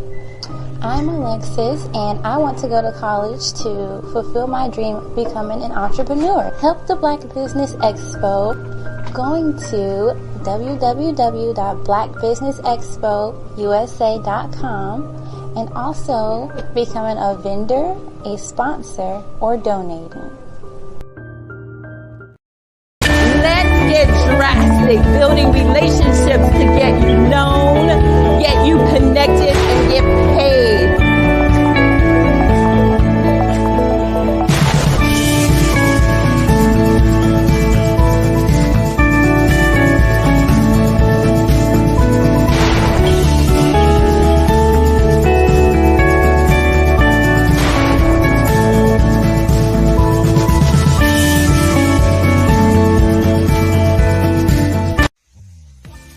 Are you ready?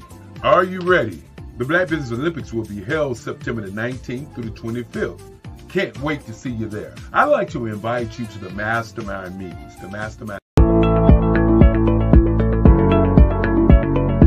Prepare for what's coming and dominate in economic winter. Stand strong and thrive by showcasing your great products and services globally through the Black Business Network and Black Business Olympics. The Black Business Network has showcased over 2,000 companies with over $7 billion in sales each year. Over 10 million attendees have viewed the rebroadcast each month. Through the Black Business Olympics, unique styles of business training and mentoring are turning students into business owners and entrepreneurial warriors who will dominate in any economy. Gain the ultimate advantage of the Black Business Olympics, 7 days of unbelievable topics and speakers speaking around the globe. Donate your time and experience to provide expertise and scholarships to students worldwide and change the world. Now, more than ever, new insights, tools, strategies, and capabilities are needed. This is your chance for a major presentation to the world. Fill out the form and join the more than 2,000 speakers who have presented to over 200 countries. Join the Black Business Network streaming live into the Metaverse, STEM City, Black Multiverse Enterprises, Hulu, Amazon, YouTube, iHeartRadio, Apple, Facebook, LinkedIn, Pod TV, IBM TV, Spotify, and Google Podcasts. Sign up today. Spaces are limited, and we will see you there.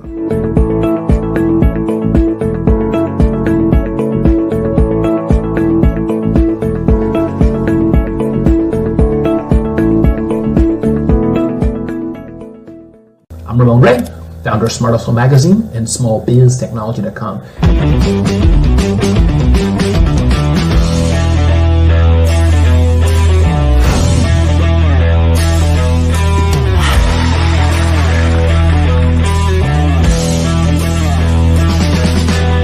You're here today to celebrate small business success. Stand up on your feet. You rocked the house. It was amazing. Didn't we learn?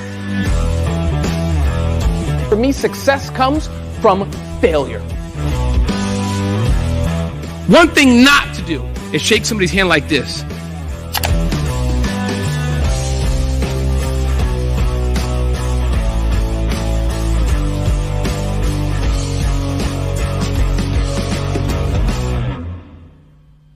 I was born in a little village on the island of Haiti.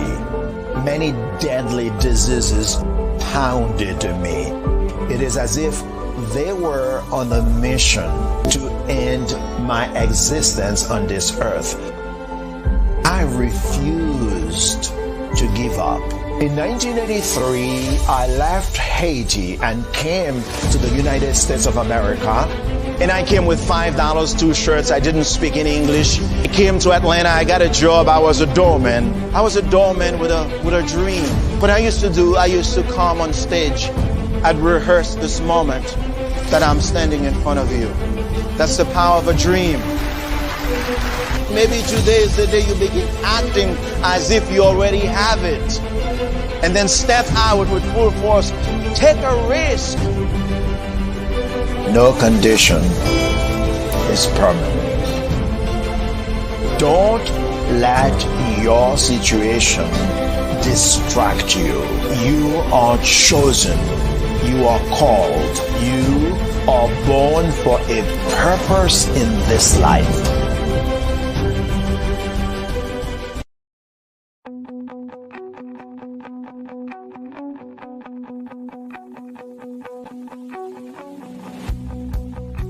I am Black business. From the moment I wake until the time I sleep. Yes, I am Black business. I am Black business. Tell me, are you Black business? I am Black business. Do you support Black businesses? Listen, I support Black business because I am Black business. Black Business Expo. One of the largest business showcases in the history of Black business in the world. The world! Sign up today at www.blackbusinessexpousa.com or call 919-308-9090. I am Black business.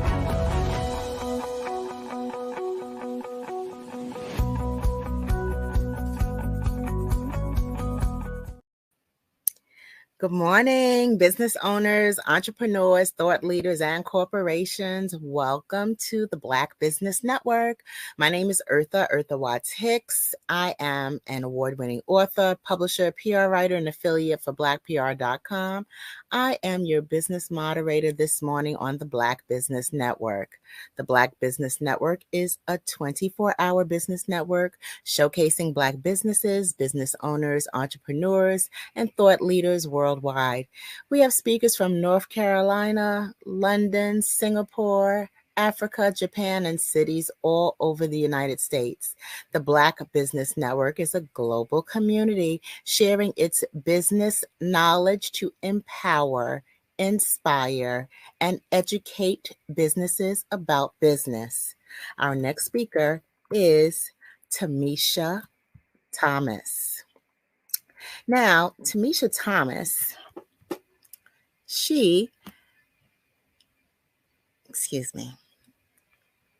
Tamisha Thomas, she is an educator, entrepreneur, community organizer with a huge heart for supporting our youth in wealth-challenged communities. Tamisha Thomas is a graduate of the University of Alabama at Birmingham and has worked in radio and television as well. Tamisha is the founder of the TMT Youth Community Foundation, a nonprofit organization that trains youth and prepares them for careers in science, technology, engineering, arts, and math. Welcome, Ms. Tamisha Thomas. Tamisha, welcome. Hi, Miss Hicks. How are you doing today? I'm great. And I'm very interested in hearing more about what you do. Genius is coming, so I will see you on the other side. Thank you, Eartha. Hello, everyone. I'm Tamisha Thomas, and in the past, I have been coming to the Black Business Network telling you about marketing and what me and our youth do for businesses, how we are able to make marketing affordable, and how we do events, how we do websites, how we do social media for small businesses. And today, I have one of my clients here today, Miss Pam Kelly. She is a futurist. She is a prepper. She is an amazing person with a big, huge heart for our community. And she has this big vision for bringing people together and making sure they are prepared in this new economy that's coming. Without further ado, I'd like to introduce to you Mrs. Pam Kelly. Hello, Mrs. Kelly. How are you today? Hello, Tamisha. How are you? How are you? Wonderful. I'm wonderful. Well, good. I'm glad to have you on the Black Business Network today. Thank you. I'm so glad to be with you all. And I thank you. And I also thank Dr. Eric Kelly, who I've known for decades. So this is just a wonderful opportunity to connect with everyone. Well, you've got some amazing things going, and I wanted you to come to the Black Business Network today to let everyone know who you are and why you're doing what you're doing, and then to talk about your upcoming tour. And I also thought this was a great way to get content so that I could use later to put into your campaign. Okay, well, great. So everyone, my name is Pamela Kelly. I'm founder of I Prep to Thrive. I am an inventor of a tool called Cashflow 5-10-10-75, which is a preparedness mobile app. And I can talk about that a few more minutes later. But I'm also a proud partner of TMT Youth Community Foundation. And again, I want to thank Dr. Eric Kelly with the Black Business Expo for giving me an opportunity to speak with you all today. So I am a prepper. I am not a doomsday prepper. I'm what's called a life cycle prepper. Because I've always felt that doomsday is something you simply cannot prepare for. As a person of faith, I believe that you can do the best you can, just stand, and the Lord will decide on our future at that time. So for doomsday events, that's something I leave to the other doomsday preppers. But life cycle preparedness, that's all about preparing day to day. to meet the daily challenges of finance, being strategically prepared, and to be able to revive, thrive, survive from at-risk and survivable events. So that's what I engage people in sharing information about that. And one of the most basic things that we can do and that I promote is simply to start saving for an emergency cash stash. Because 60%, statistically, 60 to 63% of Americans are currently without an emergency cash fund. So my cash flow app, 5-10-10-75, is a very inexpensive and simple tool to help bucket your dollars so that you are engaged in trying to reduce spending so that you're living at 75% or less of your dollar. And when you're able to do that, you know what happens? You're able to save 10% for emergencies. You are able to give 10% back to your community, and even 5% to invest in what I call kinship business communities, because ultimately that's how we as an African-American community build wealth, sustain wealth, and actually build those places that our present and future generations need. Imagine using 5-10-10-75 so that we have community centers that our young people can go to, places that our seniors are able to be attended to and nurtured, and even to get our veterans. So there's people in our community that are in need, and the only way that we can respond to that is to really collectively and intentionally invest our dollars in the right buckets, and we can do so much as a community using a preparedness strong partnerships. So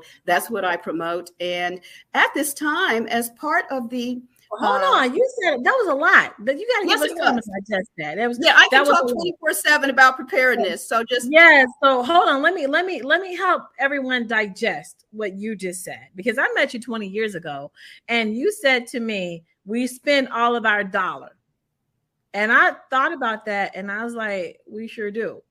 And I met you when my children were small. My son just went to A&T on Sunday, and I was able to write out his tuition. Yay! I was able to write out his tuition without much hardship. And I believe it was because of the conversation that I had with you when I first met you a long time ago.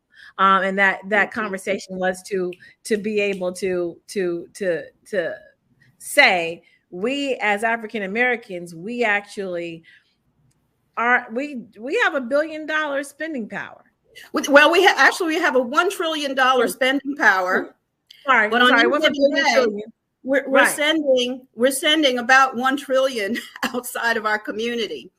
So that's what this is that you're speaking of, because with $1 trillion billion buying power, that's stronger than third world nations. We're talking about actually our combined spending power. It actually makes us the 8th nation in the world as a spending power.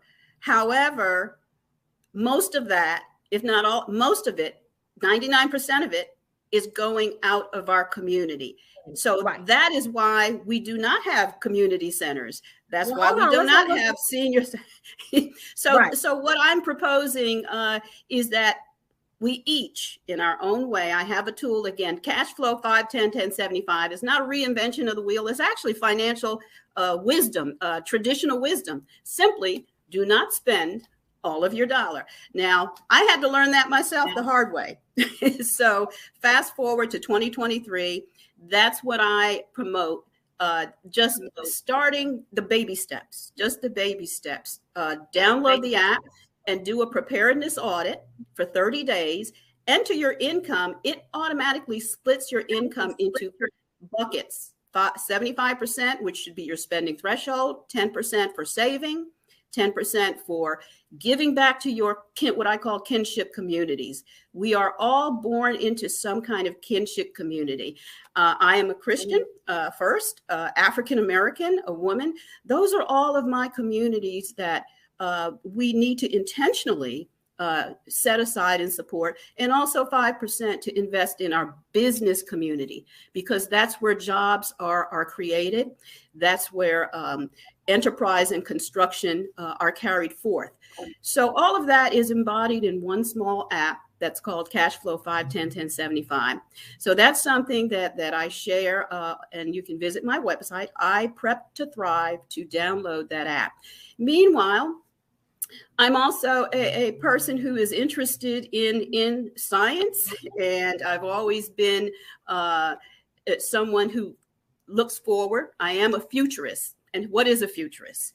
That's someone who simply believes in the future in spite of how the present looks and plans for the future.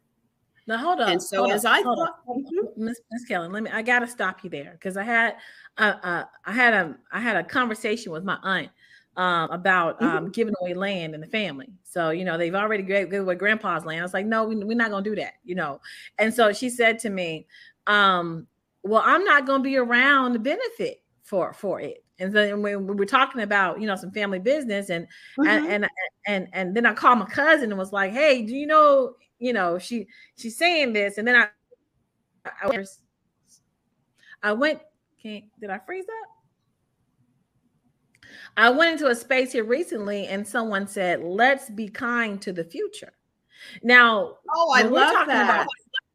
Right. I thought of you instantly when they said it. And I said, okay, well, wait a minute. This is a mindset, because when you told me I was a futurist, I was like, that makes sense, because I've always lived for tomorrow. And I've just recently had to say, well, Tamisha, your tomorrow is here. And so I had to realize, okay, the space that I've been living for forever, I'm here. So futurist, you let that roll off your tongue so fast, but I want you to really say, and when I heard, let's be kind today for tomorrow, I said, okay, this may need to be Miss. It's all very complimentary, isn't it? It is. And so define what that is, a futurist. What is that? Well, let me give you an example that maybe we can all relate. We're all here because of futurists. We're here because our ancestors refused to give up on the future.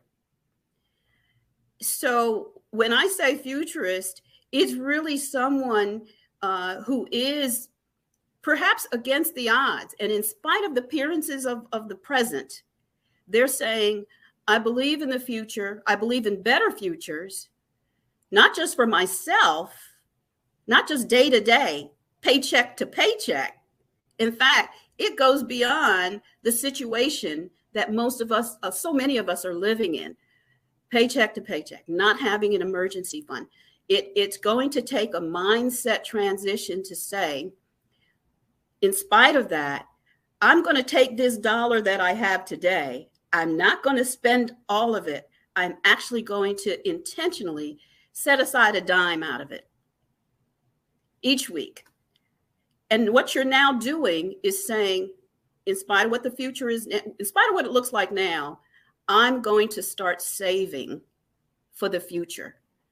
And it does take a bit of faith. It takes a bit of fearlessness. But what I offer at iPrep2Thrive is you have a support system of people to hang out with that are futurists and who believe in your progress and who believe in an economy that profits from your progress. We're actually contained in an economy right now where people profiteer from your unpreparedness.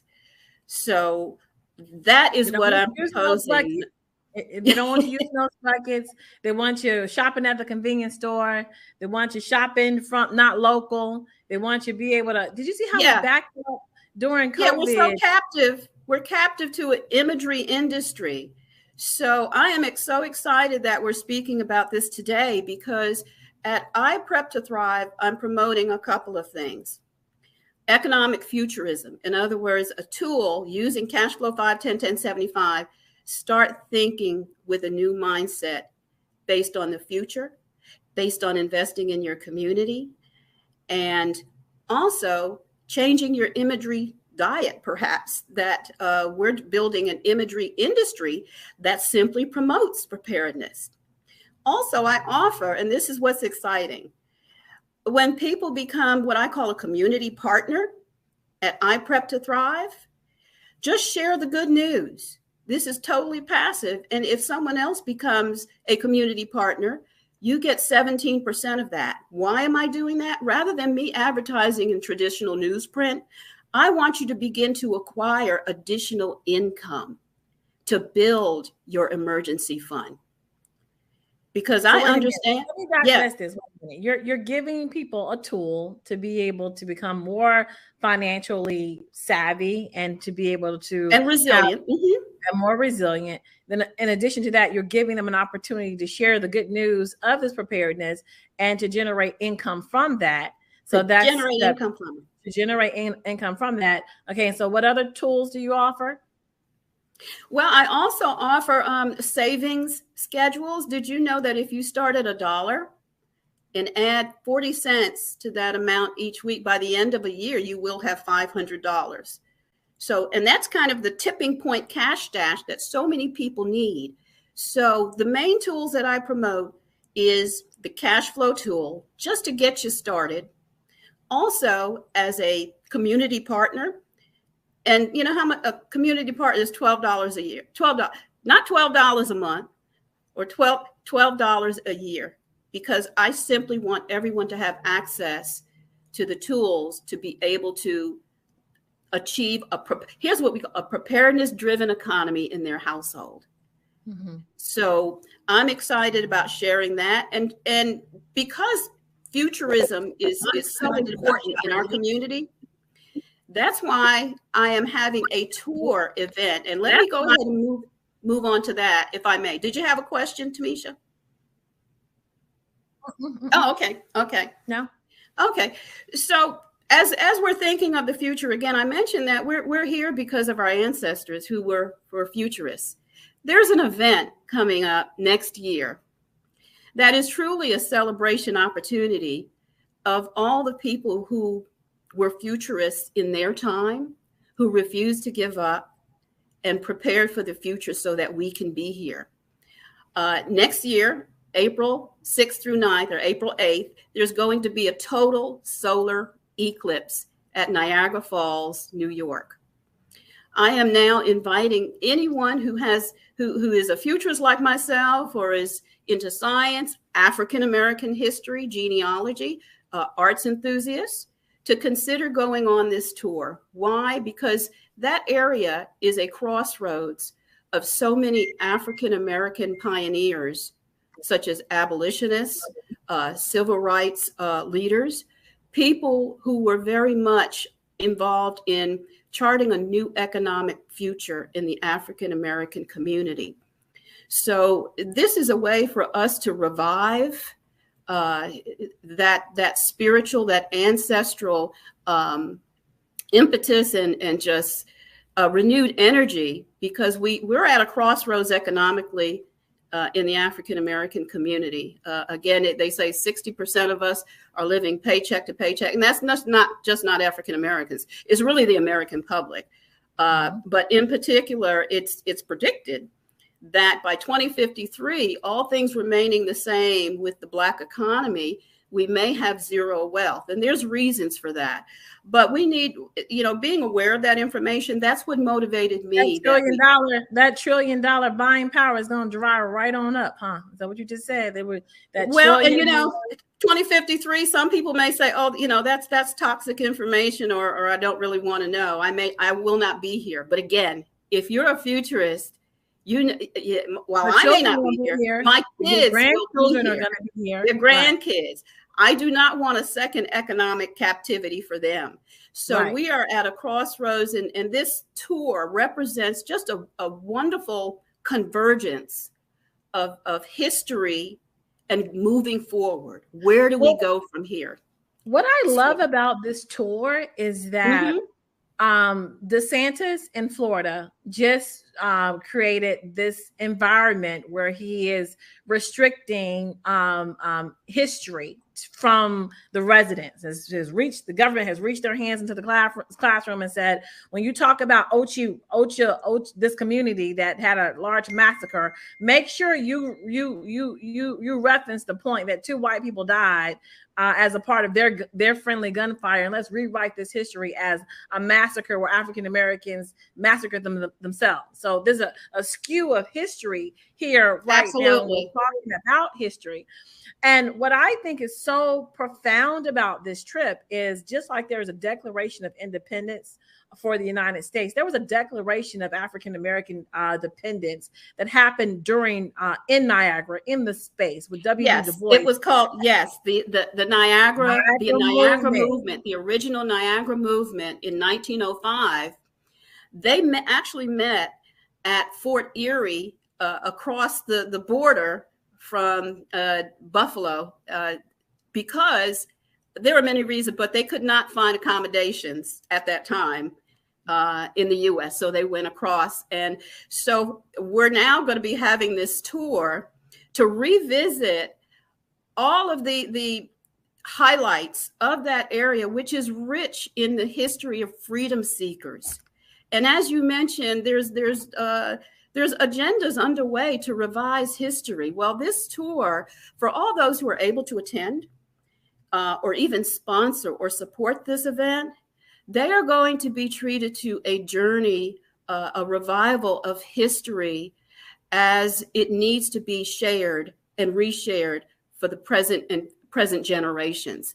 Because if we don't do it, if we don't revive it and make it a movement, again, not only just an economic movement, which I call Niagara Movement 2.0, but a new imagery, a new industry, preparedness industry of imagery that really engages our young people on how much we were a people of royalty, a people of intellect throughout our history in America. So again, this tour, for everyone who supports it and participate, it's going to be a memorable journey and a new beginning, really, which I call Niagara Movement 2.0. And you can see all the information about the tour. But let me move on to the exciting itinerary. I know we have, how much time do I have? I was just about to ask you about that, because part of this is actually watching the eclipse. And so the sun moved past the moon. And in doing the research, I found out that this has an effect on recharging the pineal gland. Did you hear about any of that? No, I haven't. But you know, I said this is going to recharge. It can potentially recharge all of us. And just a little tidbit information. It was written some months ago that Harriet Tubman was a lay astronomer. When you think about it, she had to use celestial bodies, the moon, the stars, to guide her captives, her freedom seekers, her fugitives to the Buffalo border, and some of them stayed. So there are people who are descended from those freed slaves who, once they reached the north, but then some went further north to Canada. So we're excited because we're researching the possibility of meeting with some of those folks who are descended from the very people that Harriet Tubman helped to escape to Canada. But also this celestial event, it's a once in recorded history. It has not happened that a total eclipse has occurred over the majestic Niagara Falls. So there have been eclipses. Tell us, give us the itinerary. So you get there, was it Friday night? Let me get to the itinerary. So again, it's April 6th. It's over a weekend, which does include Monday, which is when the eclipse actually happens. So our adventurers, as I call you those who attend, arrive on Saturday. And we will have arrivals throughout that day. And we have a great hotel rate, the best hotel rate, because for that weekend, if you try to get a room, it's going to cost you upwards of $300. We have room rates of $159. That is phenomenal. So we have a great room rate, and we have complimentary shuttle service from the airport. So you know, that's taken care of. Sunday, we will have that's a touring day. You will be taken to the National Underground Railroad Museum, which is right next to the location of the bridge over which a lot of fugitive slaves escaped to Canada. This is just so many historic moments built into this. In the evening, we will have a wonderful banquet. And then that Monday, of course, we gather at the best viewing point. We've confirmed that. We have a chart. We've chartered a bus, and it's a done deal to take us to the best viewing point overlooking the falls to witness the eclipse. And I like the word you said before, majestic. Majestic. This is majestic. You've got you've got all this water, which we know that water rejuvenates you, and then you have this act of nature that's gonna come, and for like, what is it, 3 minutes, 2 minutes? It's going to be about 5 minutes. That day, in the middle of the day, it will descend into the black of night. So that is for me, it's very transformative, because again, it recalls the fact that Harriet Tubman, she had to work under those conditions, and she successfully, because she was a futurist, because she prepared and never lost a passenger, she was able to get people successfully to freedom under the dark of night. But then where do we go from there as the moon recedes and the sun returns? It really is a transformational moment of a new beginning. So the gathering of people there, and even for those who can, here's something else. For those who cannot attend but do support this event, we're going to be able to stream it using technology. I'll be working with Miss Tamisha to make that happen. Like, what are we gonna stream this from the Well, because the technology makes it possible. We need a generator with some cell phones. We'll see. Yeah. Okay. Yeah, well, we'll make it happen again where there's a will. We got 8 months to plan for this. So, but here's another highlight throughout the event. Again, there's so many people that can be honored from our past. Not only Harriet Tubman and Frederick Douglass, the founders of the Niagara Movement, but all those who in the recent past, we've been through something, a pandemic. We've lost people too soon. We have our young people who were actually, to too many negative factors, we're still losing. We need to have a trip. And so we're going to have a candlelight tributarium, I call it, throughout this event, that people who sponsor, we're just going to lift all those names up during this eclipse symbolically, that you're with us, even though you may not be able to be there. So there is so much positive outcomes built into leading up to this event, preparing for it. And a lot of people say, well, that's so far in advance.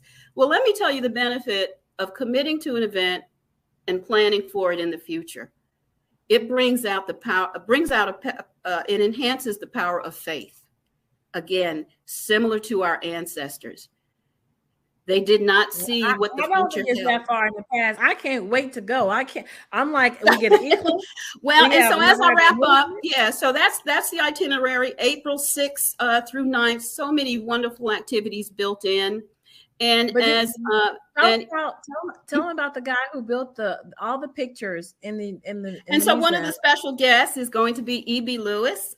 He's a colleague and friend of mine who is internationally renowned as a fine artist and a children's book illustrator. Some families may have his books in their library. He did the hundreds of paintings that are now in the National Underground Railroad Museum.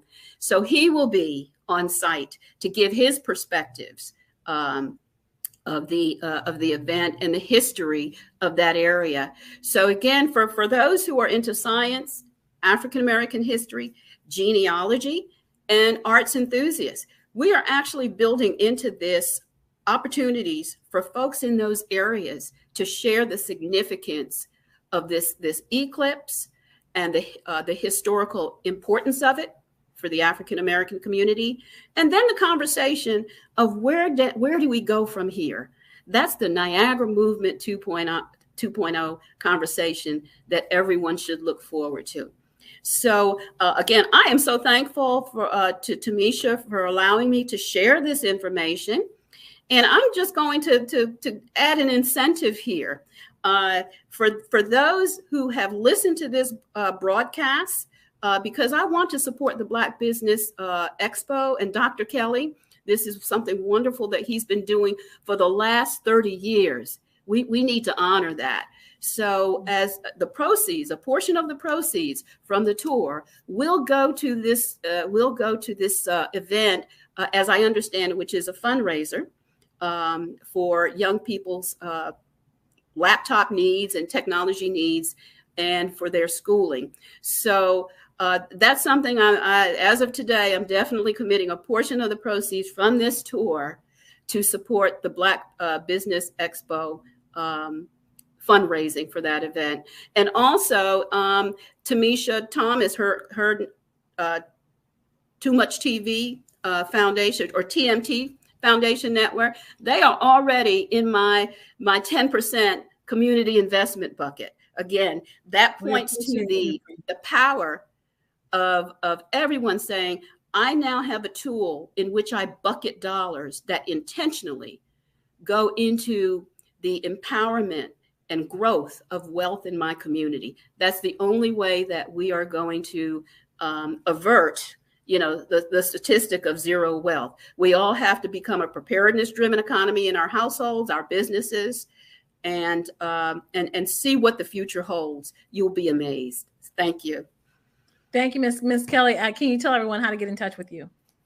I can be reached at Pam. My email. I'll give you my email address. Pam at iprep2thrive.com. My website is www.iprep2thrive.com. And you can even text me at this number, 919-371-8207. Well, we want to thank you today for being a guest on the Black Business Network, the Olympics, and we want to thank you for sharing the Niagara Heritage Tour. And we will see you on the other side, Ms. Kelly. So today was an amazing day. You got to meet a client of the TMT Youth Community Foundation, Miss Pam Kelly. She is taking people to Niagara. We can't wait to go. I can't wait to go. I'll be filming the trip. We'll have junior reporters with us, learning history, and also helping businesses to be able to reach their marketing goals. So this has been another exciting edition of the Black Business Network, and I'll see you on the other side. So much for all of that. Thank you so much, Tamisha. And I was actually Googling and looking and trying to get in on that tour myself, so I hope to see you there. Hopefully, I'm working on it. Yes, yeah. I told Dr. Kelly he's got to bring all his business network people there. The pineal gland gets charged up with the eclipse, so we get to know each other. We get to networking. We get to handing out business cards. We get to be part of a network. That's what I'm talking about. She had me at Underground Railroad tour during an eclipse at the Niagara Falls border. Okay. We're talking about like superheroes. We're gonna take Dr. Kelly with us. Oh my goodness, that is the most fabulous thing I think I done heard all month. Yeah. But so we're working on the marketing for it right now. So next time when you Google, it'll pop right up. And I've got her the best imagery, because she's looking for imagery.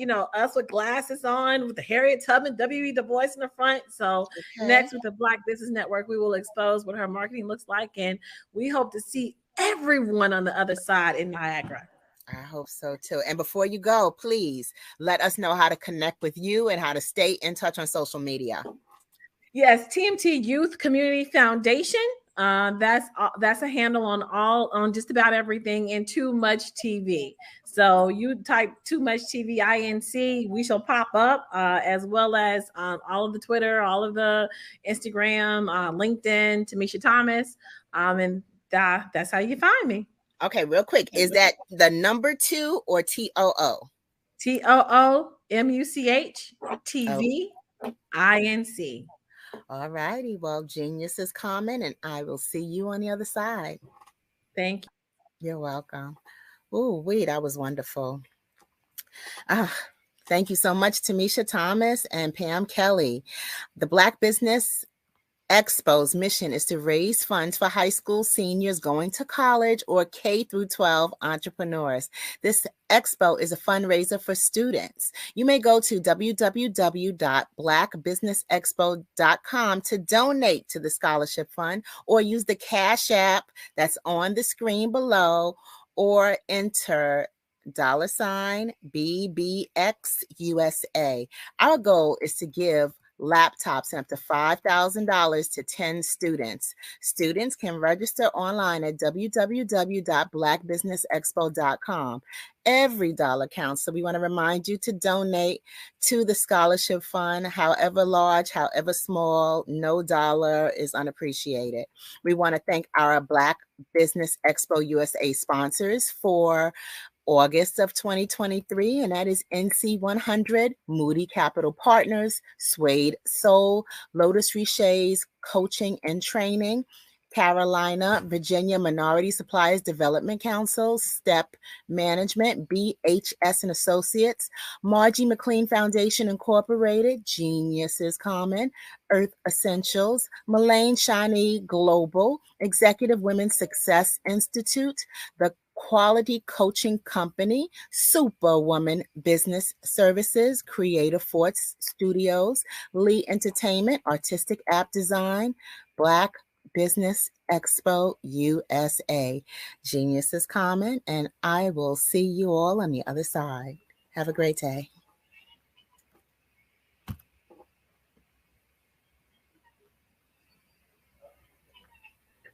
We all have the opportunity to impact the lives of others.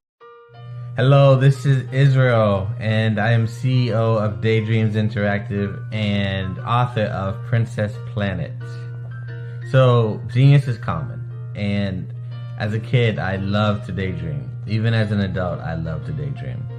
And when my daughter became 6 and loved princess characters, but we just could not find the diversity that showed her, we created our own characters. So, for instance, you have Princess Nulu right here. Princess Nulu is from Uganda, and her genius is that she loves to take care of animals. She can actually even listen and hear what they say. And then we have Princess Isabella right here. Princess Isabella, she's from Cuba, and her genius is biochemistry. One day she hopes to eliminate disease. Then we have Princess Nia right here. And Princess Nia is based off of my daughter. And she is what she wants to be, the greatest dancer alive. So that's her genius. So what's your genius? My genius is my imagination. Genius is common. Hey guys, my name is Caden. I'm the CEO of Caden Teaches, and my genius is teaching kids about financial literacy. Throughout my financial products, such as my financial flashcards, my activity book, and my newest project, my financial bus, which I bought. And on the bus, it has a mock bank where kids will learn how to deposit and withdraw money, a mock grocery store where kids will be able to learn how to have a family budget, and a mock stock exchange where kids will even be able to learn how to invest in stocks. Now, I decided to start teaching kids about financial literacy because I find that most kids graduate high school without even knowing the basics about financial literacy. And I feel if I were to teach kids about financial literacy, that I would be able to help kids tap into their genius. And I actually learned about financial literacy to my dad because I would go to business meetings with him, and I would always see that they were talking about financial literacy. And at that point, I didn't understand what financial literacy was. So I took it upon myself to learn about financial literacy and teach it to kids in a way that they could understand. But I want you guys to help me help kids tap into their genius by going to my website, cadenteaches.com, and you can sew into me in my financial bust by going to my GoFundMe link.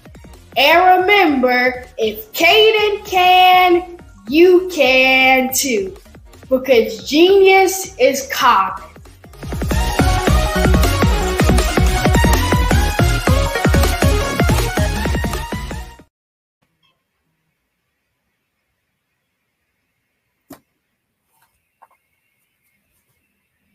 Hello. Hey, good afternoon.